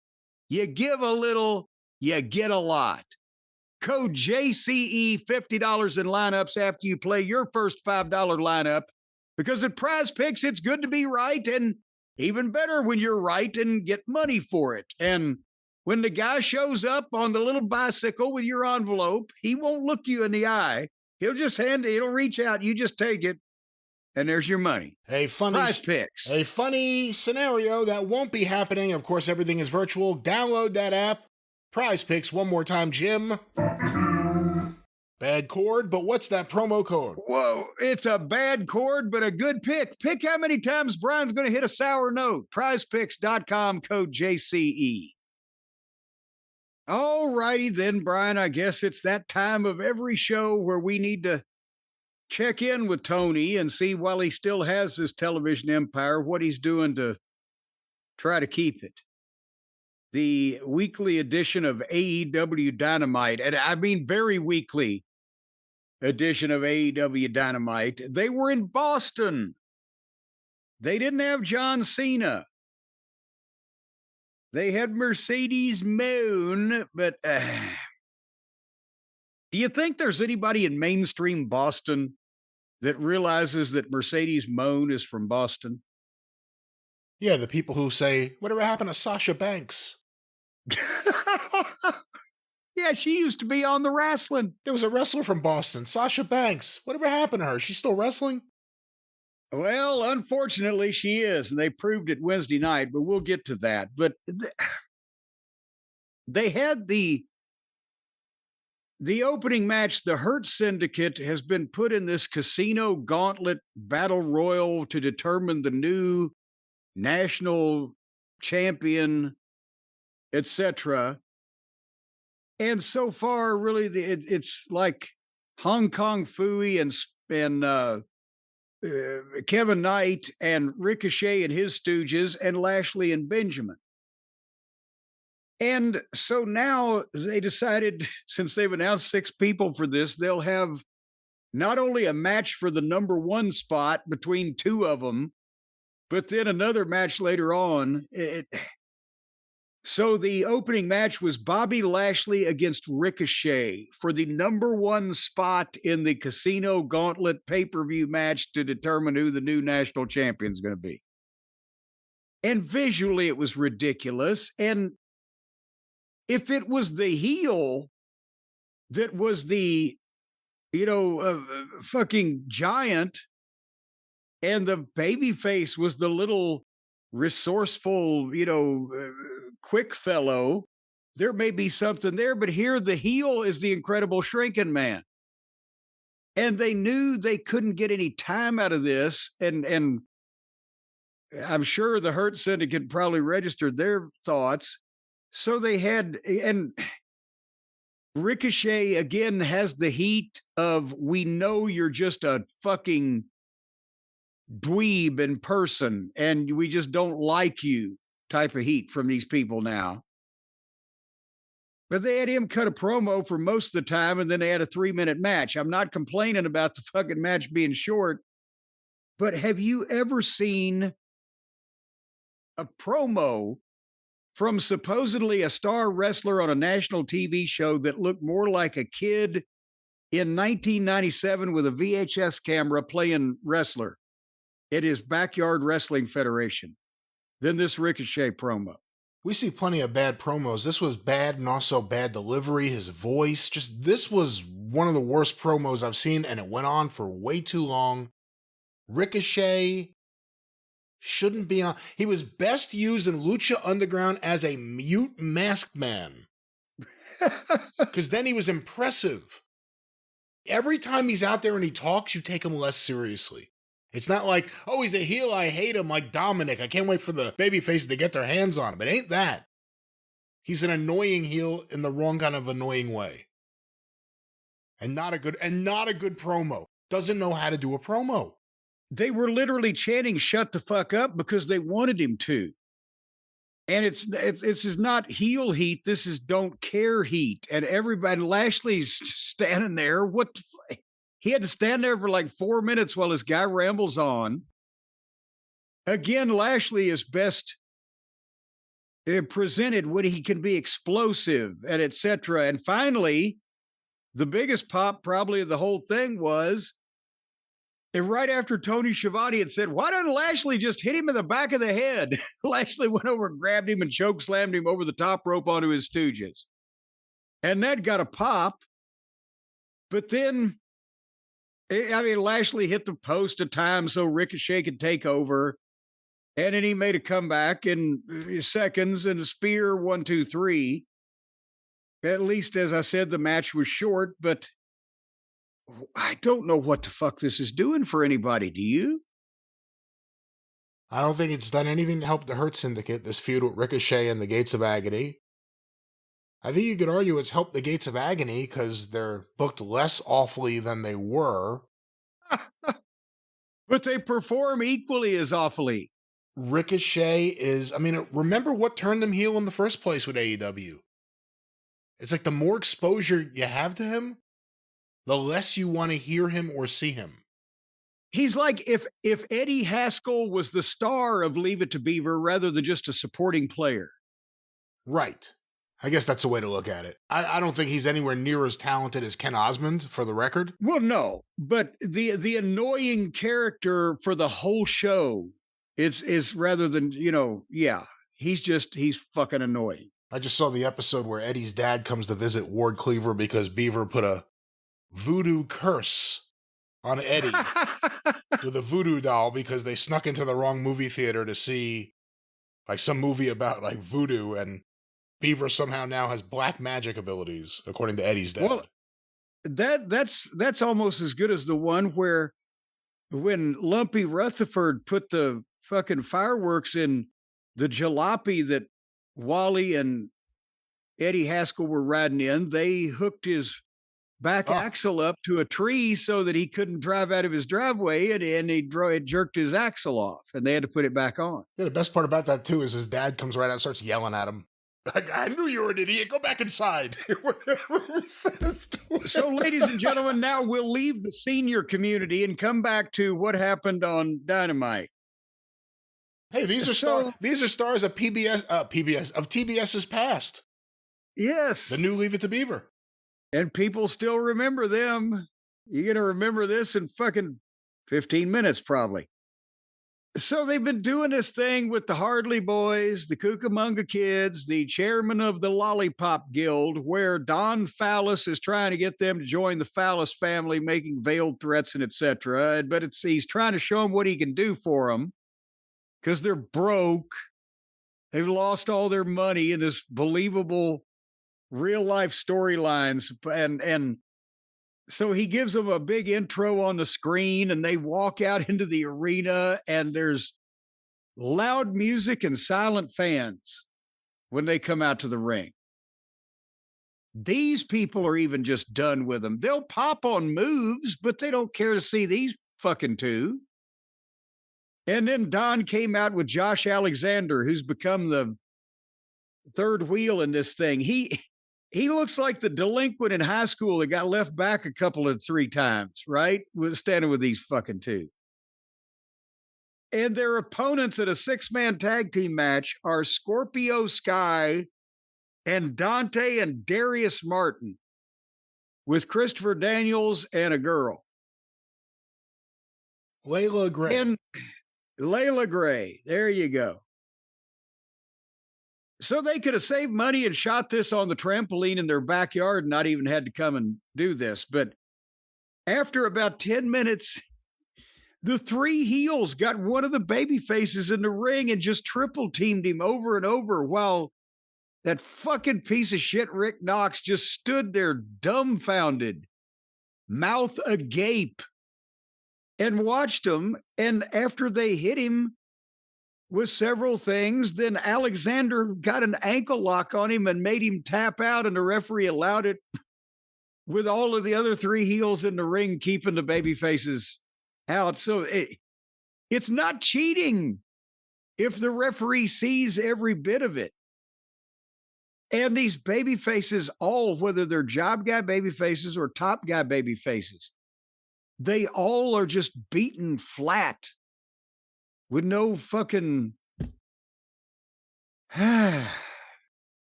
Anyway, comments on the match before we do the afterbirth? Anything, Brian? No, a typical Young Bucks match. Rick Knox is the referee, as in most Young Bucks matches. They told a great story about how Top Flight first got into AEW because of the Young Bucks. Top Flight haven't won a match since then, I don't think. It was just ridiculous seeing this babyface team who you knew were about to lose come out, and they had like multiple managers, and they didn't even have anything to do. They're babyface managers. Dante is the one with the he's the bouncy fellow over on that side of the yes, street. I think he's the big jumper. And Darius, his brother, has gotten to be a little butterball, hasn't he? I was like, did he always used to? I know I always say these guys need to get bigger when they're as big around as a fucking drink straw, but I don't mean fat when I say big. But nevertheless, so they do this match, boom, and then the baby faces slink out in defeat. And we've seen Scorpio Sky for another year, I guess. And then Rocky Romero and Fat Ass Davis and a miscellaneous masked Mexican come to the ring. And that's where Don asks the Buckaroos there to officially join the family, demands they do it. And of course, they milk reluctantly. Oh my God, they're like Betty Davis and Baby Jane tearing the scenery up here. No, they just stand there and mope-faced. And then Don reminded them, you know what can happen to people around here if they don't have a family? You know what happened to Kenny? Kenny. And wouldn't you know, Brian, who won the pony? Music played and it was Kenny's. As soon as he mentioned his, he'd been out there for 10 fucking minutes.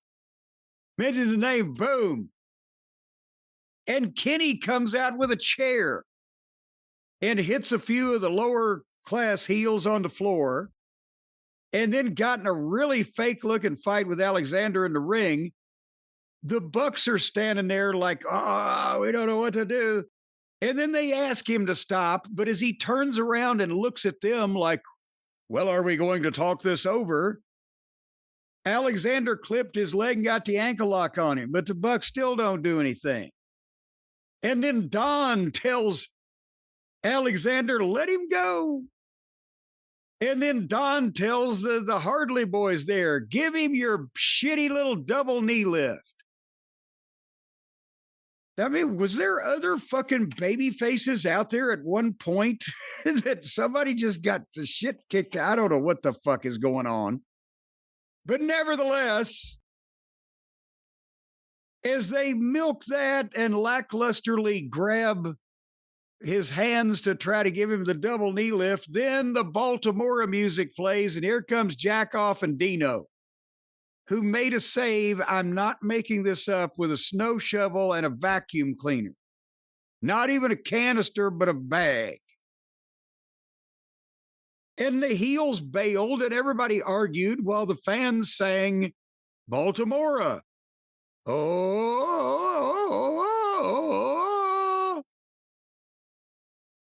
With Kenny, you got to really do a lot to piss him off, don't you?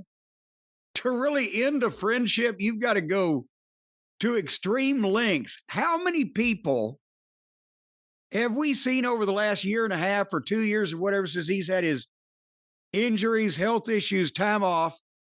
He comes back, somebody does something heinous to him with his bowels or his gut or whatever, and hospitalizes him, and he's gone, and he comes back. And when he comes back, then wasn't it Kyle that gave him a double brain buster off the goddamn deal, through the deal to the goddamn deal, and they carried him off? And then he comes back, and the Bucks originally, didn't they hit him with a baseball bat or something? He never comes back and just comes out and says, I have gotten over getting the shit kicked out of me by so-and-so, and I have come back to get even. He just always stands out and looks at the same people that sent him to the hospital last time. And so why is he asking the Bucks if they want to be friends again when they try to disembowel him?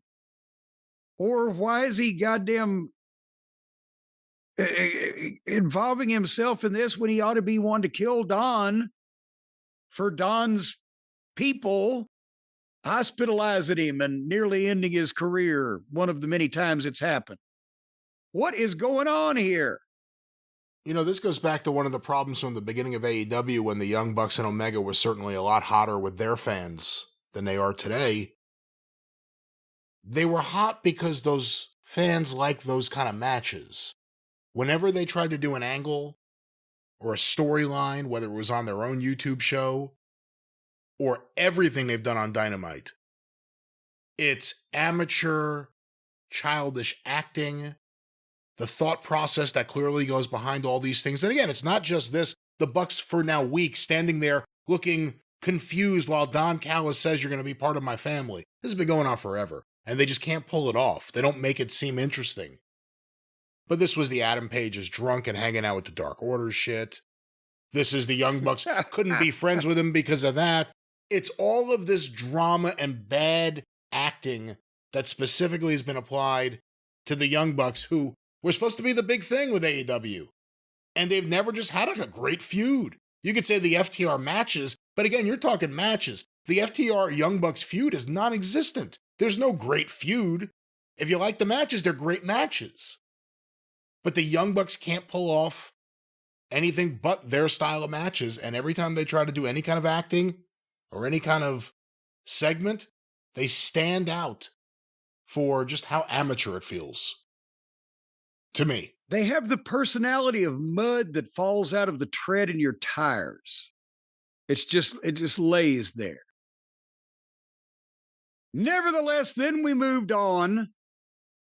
What's good for the goose is good for the tit, I guess. Or it's tit for gander.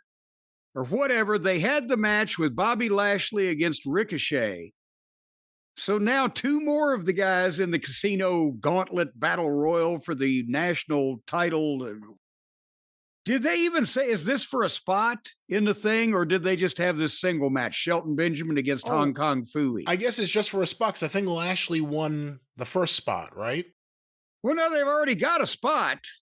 No, but I'm saying Lashley's the first interview. Lashley's the first one that will be entering the Casino Gauntlet match. Yes, but was this Shelton and Phooey match? Was this for another spot, or did they just have a match because they're in the fucking Gauntlet match? It's one of them will be in the match, the one who wins, and the one who doesn't won't be, I think, right? I thought they were both already in the match. Oh, are they? Then why'd they even do... I don't know. Because Tony, all he does is have, in his mind, all this shit makes perfect sense.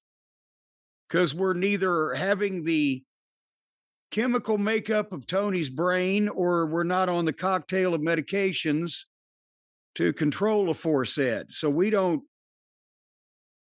And he's hit the wall. It's the same thing. It's multiple man matches. It's fucking... And you can... Since we listened to Tony's interview on Ariel Hilbani's show, he takes full credit for it. And with that in mind, I watched this show. I believe him. I think Tony's writing this thing top to bottom. And I think a lot of the guys are trying to do it. Some of the guys are trying to do it as palatably as they can and still consider themselves professionals, i.e. Bobby Lashley and here Shelton Benjamin. And I think a lot of the guys are just saying, fuck it, we'll just have fun anyway. And he's paying us so much. So I said that Lashley and Ricochet was visually ridiculous. This was the same size discrepancy because Hong Kong Phooey, old Spitball, is even smaller than Ricochet, even though Shelton's a little smaller than Lashley. But Ricochet's work, at least when he's trying not to be silly, his shit looks good. This fucking small child looks like a kid playing karate. And again, maybe something that saved Shelton from as much embarrassment as this could have been to have to be in a ring with this guy for this long is that both of them are baby faces. So it's not like Shelton should just eat him up and spit him out like a heel. He'd more be like a big bully if he did that. But the fans would chant, "We hurt people." It's clear who they believe in, wanted to see. And Shelton mostly manhandled him and his shit looked good. But there was too much on the floor too early. But at some point, Shelton had to start letting Bailey do his setup, choreographed horse shit. And Bailey has no aura, no timing, no personality. As I said, he looks silly and works silly. And when Shelton gave him a comeback, all he did was the kung fu bullshit. And at one point, Shelton gotch lifted the little turd, and they went over the top rope to the floor. That was a heck of a bump. But then they started doing the Bailey's fake bullshit on the floor, and they lost momentum with him trying to set up the swingy dingy thing. And then Shelton barely beat the count because they had to go out of their way to try to make this guy look competitive. There's no goddamn way on God's green earth that Shelton Benjamin and MVP would have sat down and said, we have to do this much to make this guy competitive unless they were instructed to. Because it's just insulting to the fucking program. And at least MVP was calling him on. Did you hear him on commentary when Bailey would try to get an armbar and he doesn't know how or couldn't work it? And MVP would say, well, he doesn't have the fulcrum right. Yeah. Let me just say, I don't know if he should have said everything he said, but I enjoyed the fuck out of it. MVP tore this apart on commentary every time Speedball was on offense. Because you had to. or it makes him look bad to normal people that might be watching the program. And finally, they did. I don't know. I watched this back a number of times. But as I said, Bailey had done more stuff to Shelton and had gone back and forth. And finally, Shelton's charging toward the corner. Bailey, it looked to me like Shelton was going to jump and fly into the corner and hit the buckle. But Bailey kind of moved, but wasn't all the way out of the way. I don't know. From the camera angle, couldn't tell. So Shelton kind of held up and then went into the buckle and kind of turned around like, well, what the fuck? And Bailey, was he supposed to small package? If it was a schoolboy, he pulled him into a schoolboy. Whatever, Shelton kicked out. They came up and Shelton leveled him with a super kick. He turned a complete flip bump for it, Bailey did. And it got a huge pop because it looked great. And Shelton covers him. And the referee counts 1 and 2. And Bailey doesn't kick out. He spoke a couple of words. You could see his lips moving. But the only movement he made was to just put his hand on Benjamin's back. There was no kick out. And the referee held up and didn't count 3. And the fans started booing and loudly. They were pissed. They were like, what the fuck? And MVP jumped up and he jumped into the ring and yelled at the ref. I think he jumped into the ring to say, tell him to do it again.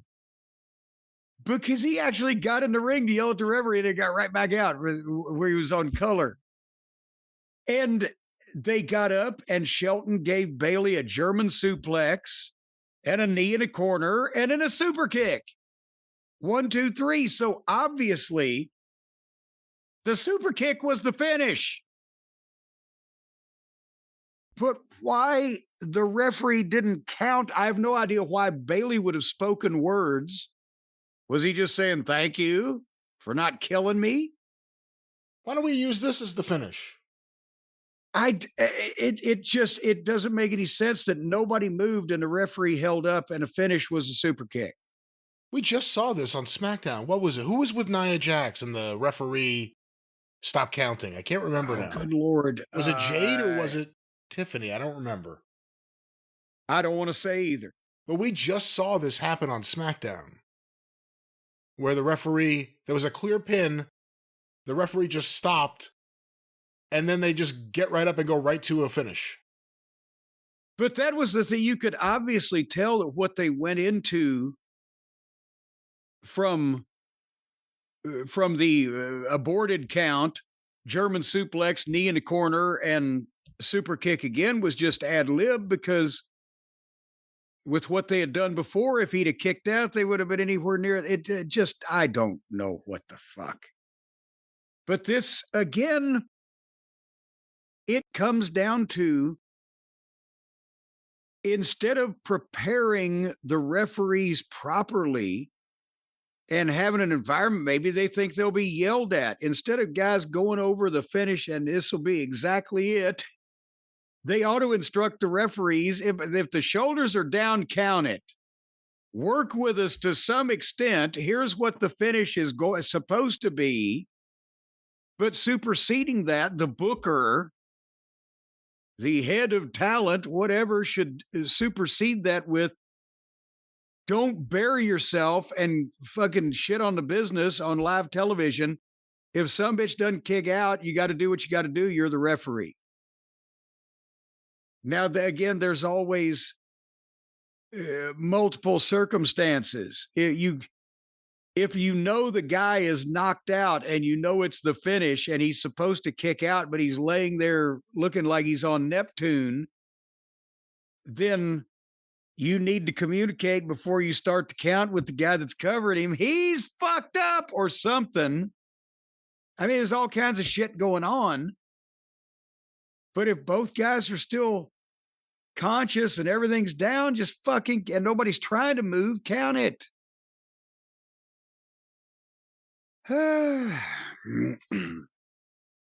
At least Shelton got to beat him twice.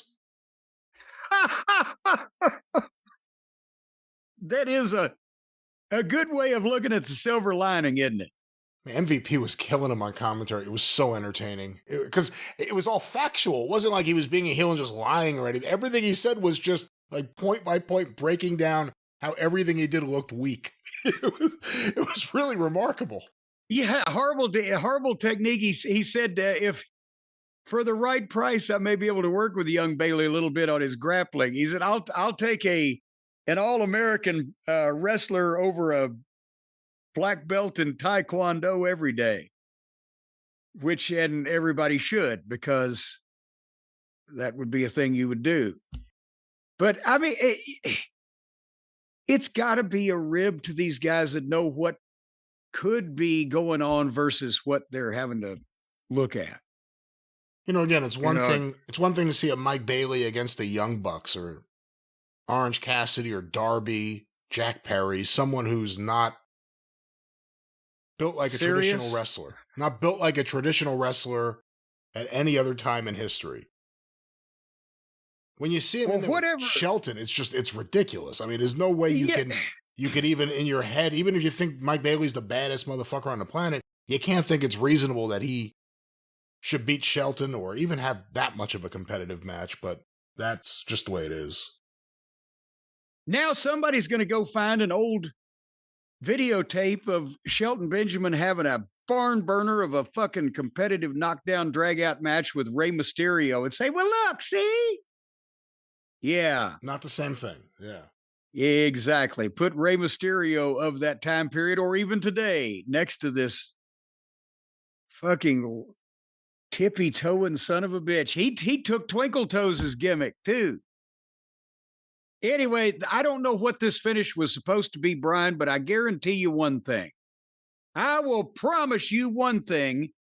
They are not going to want a picture of this finish on their dresser or table or credenza or garbanzo or whatever kind of furniture they got in their room to remember forever, because this is a kind of finish that you want to forget. Wouldn't you say that's the case? I agree with your statement, yes. But if you have a memory or a person or a place or a thing or an animal, a vegetable, a mineral that you want to remember, Brian, well, then you want to remember it forever and you want to put it in a place of prominence there on the Schiffer robe or over on the nightstand or over there, as I mentioned before, on the Davenport. All of these types of things can happen thanks to our friends at Aura Frames.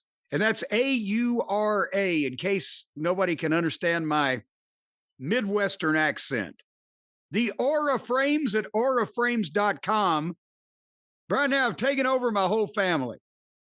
They're actually making duplicates of my various family members that are programmed into these things, and then they just appear overnight. Meanwhile, the carcasses are being trucked out to Fresno to be put in a landfill. Maybe I shouldn't have revealed that part first. Yeah, I would not reveal that. Folks, it's just like you've got your family member or friend or loved one or various person in your life live there in the room, because these pictures on the Aura Frames, they have meticulously calibrated high-resolution displays. So you would never know that it's not the real thing right there.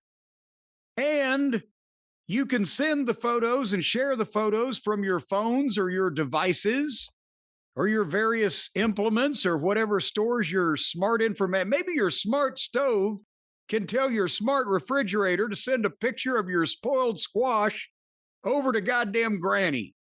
And she'll think, boy, Helen needs to lose weight. But you can do that stuff. Send Granny pictures of the kids, of the good times, of the family get-togethers, the birthdays, of and the holidays. little squashes. Yeah, the little squashes and Sasquatches that you have around the house. It takes about 2 minutes to set up a frame using the Aura app.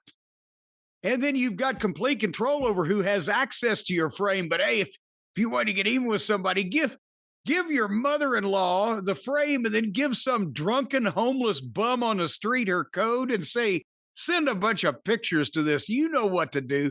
You'll have endless hours of hilarity.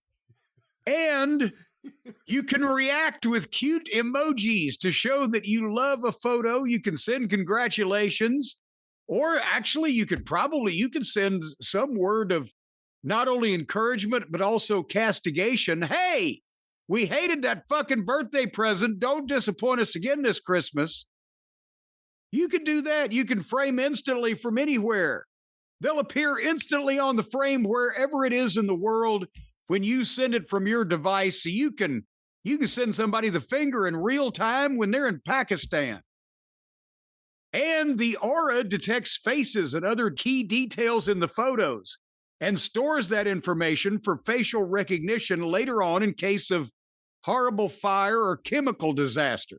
In case you want to easily group your family members together by who they are, not because of some disfigurement.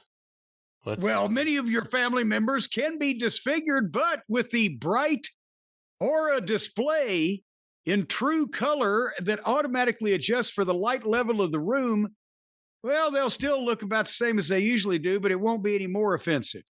And at night, when you turn out the lights, your frame turns off to save energy. I mean, this thing, it's just a wonder. And sometimes when you're sitting there, suddenly a picture of one of your relatives will just start speaking to you from beyond the grave.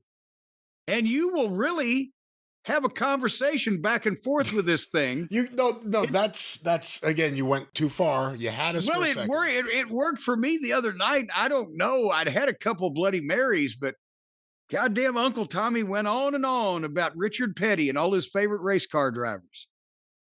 And you can also put videos up to 30 seconds long. But of course, Uncle Tommy died before that was possible. So I don't know how Uncle Tommy was talking to me, but these videos, they can still be people that are living or dead if you pre-taped it. And there's an embedded speaker that can play audio on demand, so you'll hear the voices of maybe that's not a selling point. It's loved by the press. Named the #1 digital picture frame by Wirecutter, The Strategist, Wired, and PC Mag. So see, Politically Correct Magazine says, get this thing. And recommended by Good Morning America, The Today Show, Forbes, The Wall Street Journal, and several voyeurs that have managed to hack the code and use it as an interior camera to spy on you when you're washing your crotch. Folks, now. No. You heard what I said. I don't know exactly what you said. It took off there mid-sentence.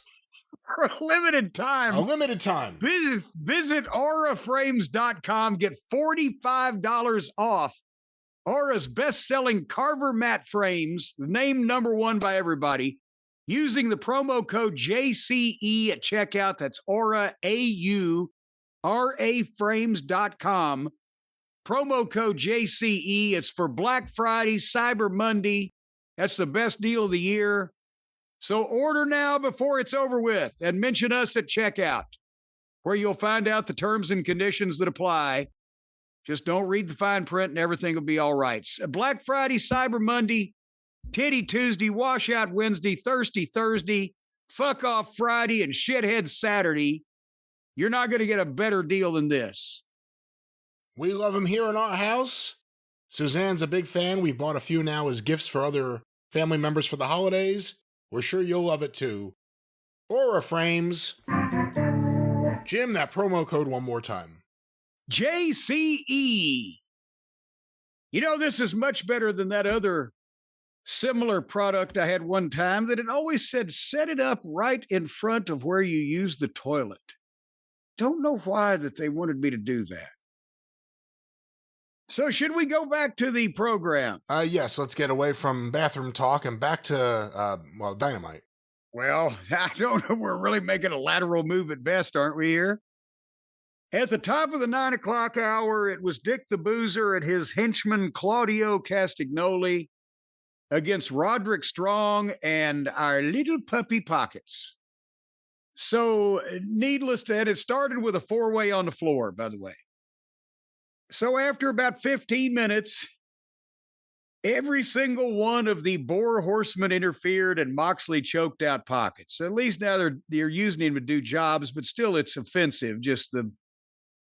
even if the wind is blowing the other way of the stench, you still it's just not palatable.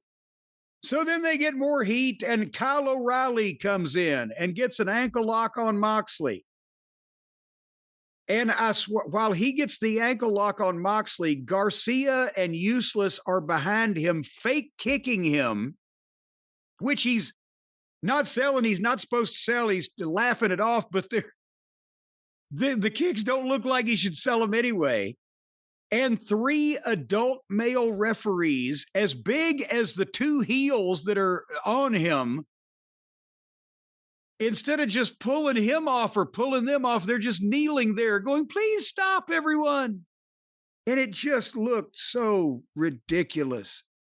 And then the other baby faces came in and did some fake shit to the heels, and then everybody stopped so that O'Reilly could challenge Moxley for the pay-per-view with no holds barred. And you know what that means, Brian? No disqualification. Did I miss any pertinent points? Because that is just, it's the same fucking thing every week. Yeah, somehow the Death Riders still remain the worst thing on this show. And every single week we get to see a match with one of them, and then every one of them run in. Well, this was no exception. So were you just captivated, Brian, then by the next match, which was for the Women's World Tag Team Championship tournament, where Toni Storm and Mina Mellons took on the very formidable team of Alex Mountbatten Windsor and Riho. They flew Windsor, I guess, in from England for this, where she's, I assume, been tending to her intended better half, Mr. Ostrich. And Riho, where does she go when she goes? And why does she come back when she comes? She'll be coming around the mountain when she comes. From Castle Kenny, I believe. So Storm and Mina now have a dance routine that they do on the way to the ring. It looked a little like Elaine Bennis was their choreographer. And they gave this thing, counting entrances, 15 minutes of national TV time, which is why that I don't know if I would have a lot of confidence in their future rights fees and deals with new owners at WBD, because that's the way they decide to use their fucking TV time. So then the next match, Shapoopy Brian wrestled the world champion, Hangnail Adam Page, with Samoa Joe on color. And I know that there's a grudge here, but Page, the babyface, jumps the heel Shapoopy in the aisleway from behind, and it beats him up all over the ringside area, throws the guy in the ring.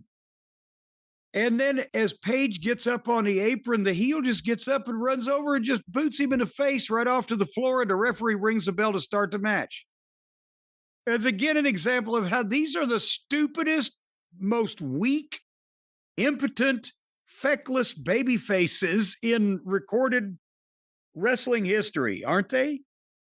They're always doing something stupid. They almost never win anything.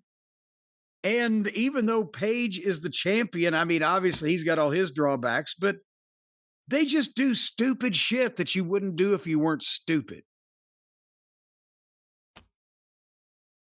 And then the heel beat Page up on the floor forever without being counted out. They had to be easily a couple minutes there out there. Referees said, hey. And they did a trick with a chair. And then this is the end of regulation Dynamite. They ran past 10 o'clock by 1 minute. But fortunately, this week we get a 3-hour block because it was 2 hours of Dynamite, 1 hour of Collision. So they just rolled right into Collision, and 1 minute in, Page hit a buckshot lariat on him, beat him 1, 2, 3. and then cut a promo on Samoa Joe sitting there at color that went on. And in Page's stagey, fake, growly voice way, he told Joe, I hospitalized Hobbs. He electrocuted him. And now he said he did something to Shapoopy here, but he got bleeped. I don't know what the fuck he said. And he bored everybody. And Joe just stared at him and said, I'll see you in the cage where you'll be all alone at Full Gear. Boy, is this a world title match of epic proportions or just more of the same old shit that we've seen? Yeah, I'm not really caring about the match one way or the other. I hated Samoa Joe on commentary here. He comes across like a guy playing a heel on commentary in a way that he doesn't when he does his promos. I just wasn't believing him. It was almost like he was trying too hard. I don't know. It was a weird feeling I had. Well, that is a thing. At some points, people do try too hard when they realize, oh, God, this is shits. But also part of Joe's presentation is you got to be able to see him. And it has the facials and etc. But no, I don't know why they're so fixated on Page otherwise than to not have put the belt on him would be admitting that everybody that they originally banked on to be their pillars has been a complete and total fucking disaster, except for MJF, who thankfully is never on a program because he's in the movie business. So they got to put this thing on Page so he can bore the fuck out of us on a weekly basis. Anyhow, continuing on briefly, the Women's World Tag Team Championship Tournament match number 2 was up again. Megan Brain and Marina Schaefer against Anna Jay and Ty Mellow Yellow. And that was another 10 or 15 minutes. What happened on that, Brian? Let you tell the people rather than me drone on about it. Megan Bain and Marina won. Well, there you go. So next, Mascara Dorada versus Oblada, he's so dull. Oh! Did you watch any of this? I actually had enough morbid curiosity. I watched a lot of this match. Did you see any of it? No, not really. If they wanted to clear the building, they could have blown off the tornado siren or called in a bomb threat. They didn't have to do this to these poor people. There was some with Okada was trying to, not very hard, but he was making the half-hearted attempt to cooperate with some of Mascara Dorada's gymnastics, but had the same lackadaisical body language and unhurried physical effort and completely blank, puzzled face that he always does. And it was like, again, underwater choreographed gymnastics. And thankfully, most of this match was Okada not doing anything and wasting time, but it was the worst match of the night, including the girls, and it wouldn't end. They were lazy, phony, sloppy. And finally, both of them stood on the top rope, holding each other lightly by the arm, standing straight up on the top rope, both of them, motionless, with blank looks. So, well, a blank look on Okada's face and the masked guy. And apparently, it was supposed to be Dorada was going to Hurricane Rana him off the top rope because Dorada jumped up and did the legs over the shoulders. But when they went off, it looked like instead of any kind of flip, Okada just jumped off. And it was going down feet first, which was taking Dorada down head first. And at the last minute, Dorada rolled over to where he landed on like his face, chest, and stomach. And Okada landed on his feet and just kind of rolled over the top of him. And the referee checked Dorada. And as I said, he had tucked at the last minute, but otherwise that would have been high rate of speed from about 10 feet on his fucking head. And I have no idea what Okada was supposed to take, because he wasn't going to take anything. He jumped down to his feet from the top rope. And then it looks like you could have made the case that Dorada was paralyzed or dead from this bump, the way it looked. And instead of covering him, Okada picked him up and Dorada small packaged him and got a 2 count. And then jumped back up and Okada hit a drop kick, a suplex, and that shitty little clothesline. 1, 2, 3. A dead body revived to get the last fucking 2 moves of the goddamn match in. What is the matter with these people? That was not rhetorical. I didn't watch the match, so I can't tell you. I wish we had quarter hours, because I'm pretty sure Mascara Dorada versus Okada in the 10 o'clock hour drove away a lot of people. Hey, well, I'll just tell you what the match that drove me away was the next one was the last one. And yes, I missed the quarter hours too, because this had to be the Mariana Trench of ratings drops for the undisputed Ring of Honor Women's World Television Championship. Mercedes Moon defended the Ring of Honor Interim Women's World TV Championship against the Ring of Honor Women's World TV Champion Red Velvet. And they went past 11 o'clock into an overrun. And I'm assuming that Mercedes is up to 14 belts now. So now at least there was a precedent 20 years ago or whatever for fucking 11 or whatever. Now it's just gone into comedy. And did they have a belt made for the interim Ring of Honor World Television Women's Champion? Yeah, because she won the belt when she beat Mina Shirakawa a few pay-per-views ago. But they had one made specifically for that. Well, Tony likes belts, and Tony likes spending money. I'm sure he has belts already made that you don't even know about for titles that he hasn't even named yet. Well, that was that over there for the AEW Dynamite Collision mashup, because, of course, Saturday night they got their big whoop-de-ding, so they didn't want to kill the Collision ratings, which have suffered badly enough as it was. And they had one of those preview shows after Collision. Oh, Christ.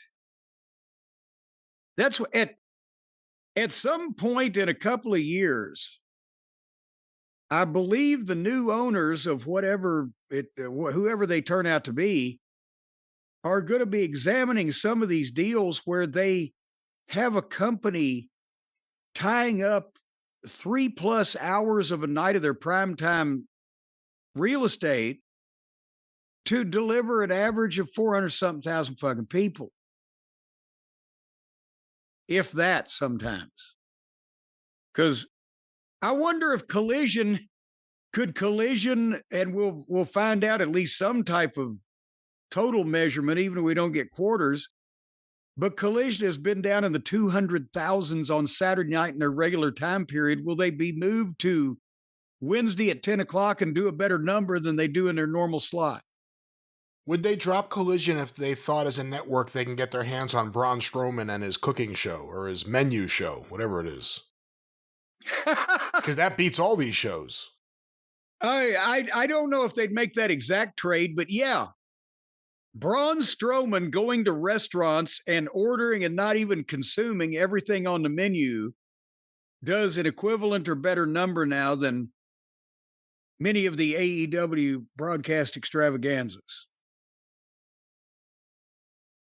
I don't know. Well, that was Dynamite in Boston. They are in the Northeast with the big pay-per-view coming up in Newark. And we'll see what happens. You know, the thing is, Brian, There's never any sure thing anymore. There's never any money in the bank. There's never any boom. You got the cash, just stick it in your wallet. It's going to stay there. Everything's always at risk, except if you know our friends over at Ridge. That's RIDGE, Ridge.com. This is not Ridge Holland, folks. Not a GoFundMe. He is neither crippled, no one, nor has he gone bankrupt. These are the folks that make the greatest, sturdiest, most indestructible wallets known to man. We've talked about them before. We're talking about them again. Brian, you know that's one of the reasons why I just stand all crooked and walk droop-shouldered and slack-jawed and limp around and have one side of me's bigger than the other and that carbuncle. It's all due to that big, giant leather brick, all crusty from all the years of abuse that I always sat on when I had it in my back pocket. And that's bad for your spinal alignment. You can throw your sacroiliac all the way to Kamansak with something like that going on. And instead, now Ridge is making unique, slim, modern wallets. And now they've got the Ridge 2.0, which is a refined version of the Ridge wallet. It speaks in an English accent. Everything's better about it. Besides sounding like Alan Napier in the 66 Batman, it's 10% lighter. So now, even if you got a lot of money, you ain't going to get weighed down. And they made it more modular with improved cash straps and money clips and the AirTag attachments. With all of that stuff, you would think that this thing has to be the size of a basketball and have more shit sticking out of it than a Swiss Army watch. But oh no, au contraire, mon frere, because it's still just a little small thing. It's like a souped up credit card size type of deal made with premium materials like aluminum, titanium, and carbon fiber. Holds up to 12 cards plus cash, 50 plus colors and styles to choose from. They got NFL and MLB and college team wallets, perfect for holiday gifting. And, Brian, besides that, it's got the RFID blocking technology that keeps you safe from the digital pickpocketers. Do you know some of these modern pickpocketers, they don't need to get their whole hand in your pocket. They can just 2 digits, 2 fingers, and boom, they've got your wallet. Well, these digital pickpocketers will be blocked with this technology. Every time they touch this thing, boom, it gives them an electric shock. So if you turn around and you see some guy with his hair standing up on end screaming, "Oh my God, it burns," while his hand is in your pocket, you'll know he's a digital pickpocketer. Has that happened to you, Brian? There will be no burning. Let's wrap this up. There will be no burning, and of course, you don't have to worry about any of these kind of things. They don't have any electric or electronic. I don't even know why you would introduce this. Well, it's technology, and that usually, you need to plug that shit in somewhere. Simple. And also, it's simple. It's compact. It's easy. You load your stuff in there. You don't have all the crap. I love having a minimalist wallet. This is the one for you, Ridge. Well, my name is not Ridge, but this is the one for me, Jim. And Ridge is a gift that people love to receive, and also because it's made out of aluminum or titanium or carbon fiber, and it's shaped like it is, you can also use it as an oriental fighting star and throw it at people and try to attack you and steal your money, and it'll stick in their jugular vein and they'll burst blood, spew everywhere. So, folks, right now, for a limited time only, Ridge is having their huge Black Friday sale. Head to Ridge, RIDGE.com to get up to 47% off your order. That's by far the biggest discount they have given all year, and oddly specific. Up to 47% off your order right now at Ridge.com. After you purchase, tell them that you heard about us. Well, don't tell them you heard about us there, because you didn't. You heard about them here. But support our show. But again, Ridge.com, up to 47% off. And here's all you need to know is the code is JCE. Just like it is in every civilized country and business in the world, JCE, the code for up to 47% off at ridge.com. That's right. Take advantage of their biggest sale of the year, ridge.com/JCE. And boy, when you hold on to the cash strap with a couple of fingers, this could be a giant brass knuckle also. You punch somebody in the face. No, you can't do that. They're not gonna get your money. Well, Brian, we've been talking about who's gonna own what network platform and who's in charge here and what's going on, but it also comes down to who's watching this shit. And at the same time as all this other chaos is going on, we're several weeks into the new rating system, the big data plus panel era, where the wrestling shows, and we've talked about this, have taken a bigger hit than any other programming on television. And our friend Thurston Howell III over at WrestleNomics has sent out an email with some information and has compiled some numbers.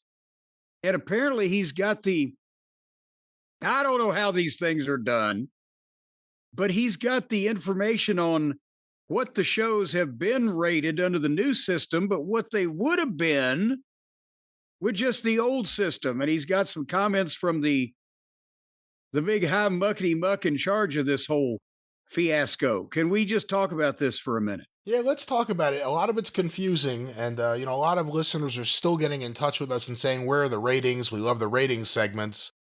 Not only did the ratings change, but immediately there was a lockdown on information about quarter hours, for instance. They sent what seemed to be indicated to be a threatening sort of email from their legal department to Brandon Thurston, and we're going to talk about his reporting here. Let's plug it. WrestleNomics on Patreon. And there's a lot here about what's happening now and how it would look, I guess, under the old system, and a lot here, as I said. Well, and that's the thing, is that they've clamped down on some of the information getting out in those quarter hours. They were fun.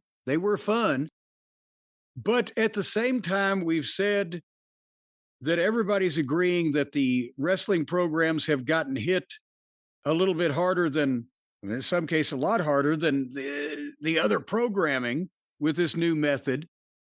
And there's a comparison here. And he has compared the AEW Dynamite, for example, with both methodologies. And starting after their last preemption, when they got put on a Tuesday night, we'll go with the next several shows. Whereas the next week, the 15th of October, the new information had them at 534. The old information had them at 531. So it was a little bit better, just almost the same, but a little better. But then the next week, the new method was 477, the old method 527. Following week, the new method 459, the old method 544. Now, again, 527, 544 compared to what they were doing. Even in September, they were up to 638 with the old method. They're still down, but this is down worse. The next comparison was 543 with the old method to 497 with the new method. And then blood and guts. Actually, the old method would have given them 608 and the new method gave them 600. So it was almost the same thing. That's fascinating that they would end up like that. But regardless of the methodology, they're still in that 450 to 550 pocket, and their big event got 600. But with SmackDown, and part of this, he makes note that we'll go SmackDown and Collision just to get a complete picture, but the Collision differences are the smallest because it's the smallest rated show with the smallest number of, smallest sampling. So those differences are going to be smaller. With SmackDown, which has pretty healthy numbers, it's really market because it's a much bigger number, even though it may be same percentage. With just going for the last 4 or 5 shows. On October 17, the old method would have been 1.332 million. The new method was 1.18. October 24th, the old method would have been 1.325 million. The new is 1.147. The Halloween show then dipped. The old method would have been 1.097 million. The new method was 933,000. And then they're back up the next week. It should have been 1.304. It was 1.141. So they have lost consistently 200,000 viewers off of whatever the old number would have been versus what that's been since the start of the thing, all the way back in September. 200,000, almost 200,000, 200,000. But it's important to note, this is an unexplained discrepancy across the board for wrestling, but it's a little different for different shows. That doesn't mean it's wrong. You know, and especially with AEW, when you see the ebb and flow of their shows where the numbers at times meet. It's not like everything's just going in one direction. SmackDown, it's literally just, you know, you made a second little line right under the main one the entire way. It makes you wonder if this is slightly more accurate. And again, I'm not saying that's the total viewers for SmackDown, but maybe that is for first run airing on TV. Not counting anything else, but big panel or big data plus panel is supposed to count outside sources too, I would think. And there is some element of, well, you don't get a lot of wrestling in the sports bars and etc. But and just with Collision, to finish that up, their differences are smaller because even under the old method, they're doing 261, 273, 298, 256, 317, and then 235. And the new method is 20,000 lower, 20,000 lower, 30,000 lower. It's almost negligible, really, the difference. But again, the CW network has even complained because NXT is still its leading show, but it still is under the new methodology, but the gap isn't as wide anymore. Even with NXT, they've been 9% lower on average in total viewership, but 27% lower in 1849 and 29% in 25 to 54. And so now the CW network itself is that we've expressed to Nielsen our deep frustration, the broadcast network stated, and they're complaining to Nielsen and trying to get him, hey, can we tighten this shit up somehow? But who knows what's right, as you said. Yeah, and again, I wish we kind of had these sort of breakdowns for the lead-in shows too. You know, is there a similar, or what is the ebb and flow for the other shows right around these shows? Because that would tell you a lot too. CW, they've complained, they're questioning the credibility of the methodology. The quote here, and again, WrestleNomics has all this on their Patreon. The sudden and substantial discrepancy in WWE NXT viewership reported by Big Data relative to long-established viewing patterns is inexplicable and lacks credibility. That's a network saying that the rating system lacks credibility. Think about that. Well, because when you have been telling somebody for a long time something is like this, and then suddenly you tell them, you know what? It's completely changed because we're figuring it out a different way now, and it's like that. Then you were wrong at some fucking point in this juncture, and they are, I would think, justified in trying to find out how and why. Here's more from the quote. Further, a comparison with data from other measurement products, including others from Nielsen itself, exposes a fundamentally flawed methodology in big data. We are disappointed by Nielsen's lack of cooperation, transparency, and accountability with its network partners as we work to resolve this issue. You know, when we're talking about wrestling, we're focusing on this and we're hearing about this complaint. We don't know who else is complaining about this. Because it all comes back to this is what advertisers are going to go off. We don't know who else is complaining about this and how many complaints they're getting, but it sounds like they're being standoffish, at least with CW. Well, and apparently there was the Media Rating Council is the one who accredits companies like Nielsen that, give the ratings and Impact Television.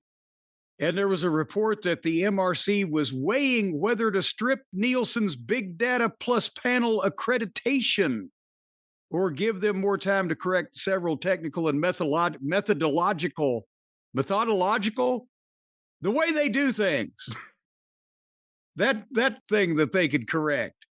But now the MRC CEO has said a statement that they are not going to strip accreditation. Their process is annual, and they conduct rigorous annual audits of the service to reaffirm the status of blah, blah, blah, blah, blah. And a bunch of corporate speak about, well, it could become C, it could become SA. But this is, maybe it'll settle down, whatever.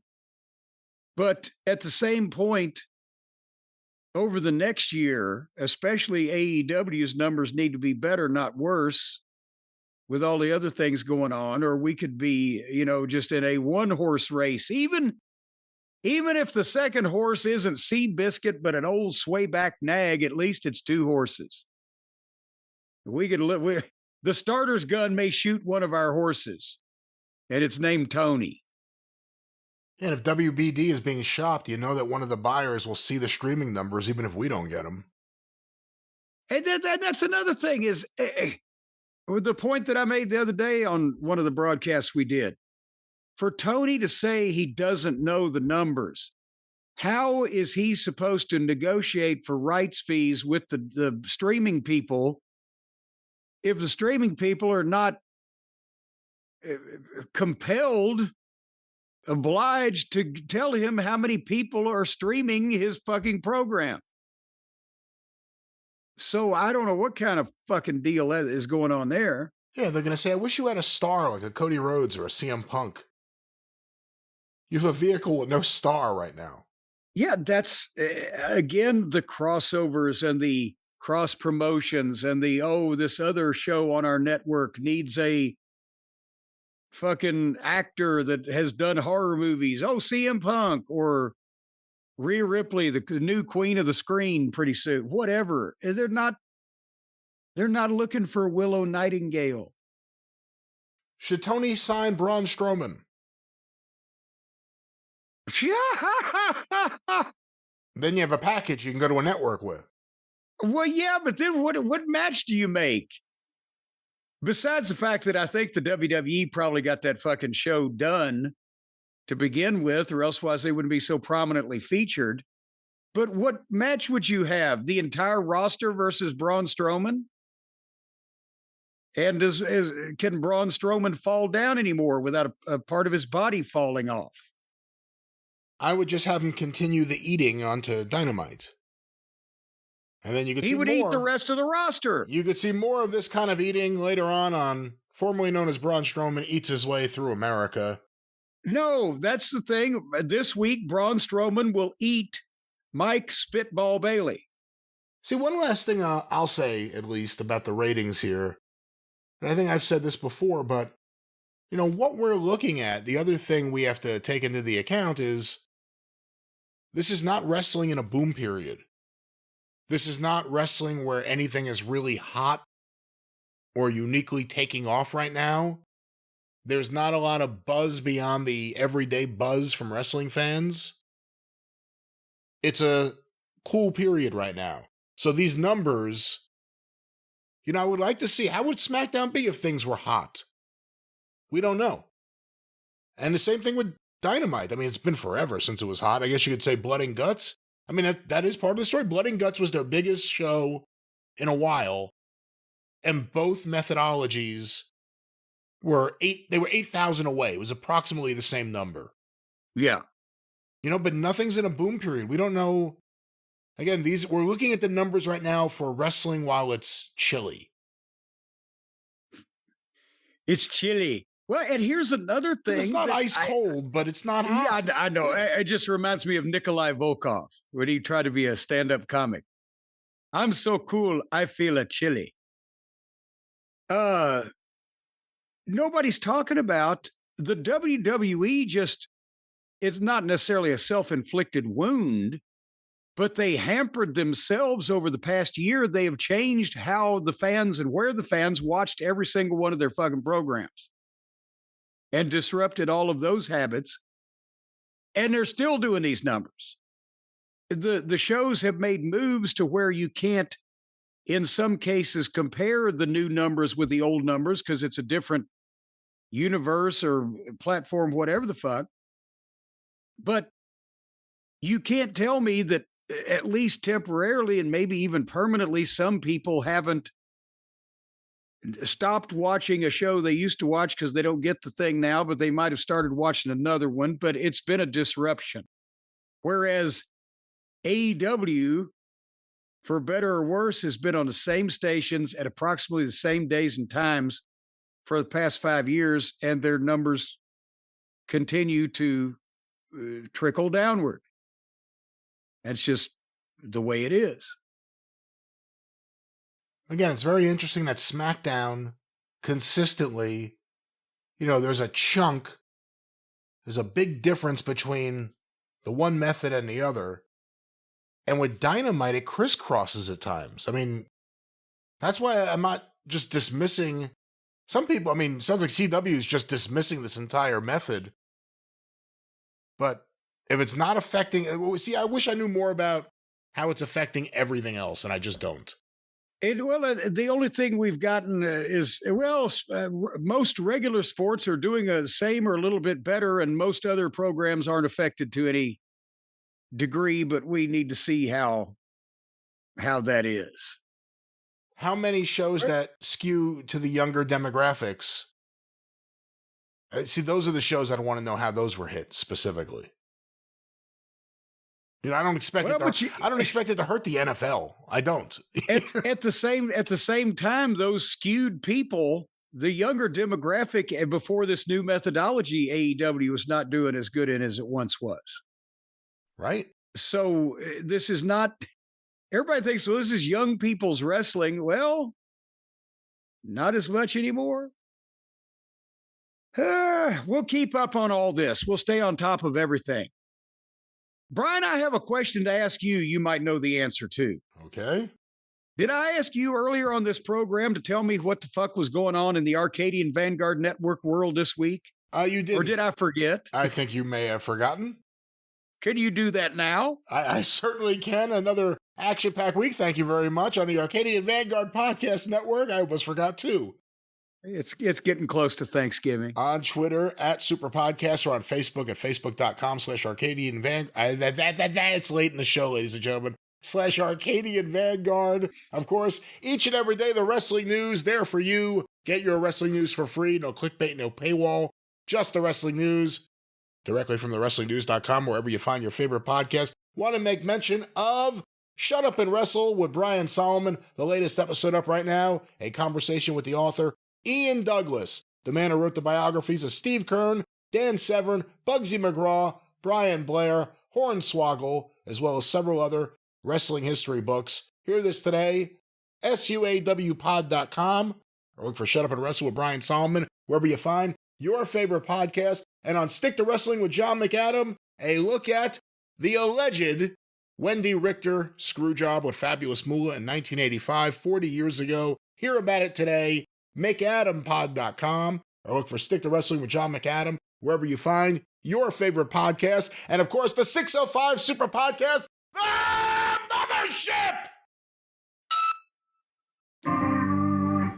Go through the archive. I hurt my throat on that one. Go through the archive, 605pod.com. The mothership. It's almost the holidays. It's almost Thanksgiving. When we come back on the next drive through the people here, that will be the program where we tell them what went on AEW Full Gear and anything else going on. And then next week on The Experience is going to be just a fun show that we are going to do for the people that will just bring a smile to your heart, and we'll talk about all kinds of fun classic wrestling and not stress ourselves, which is your and my way, Brian, of buying 3 straight uninterrupted days with our family for the holiday weekend.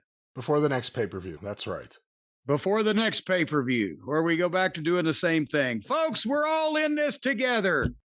And until then, thank you, fuck you, and don't forget to buy your turkey.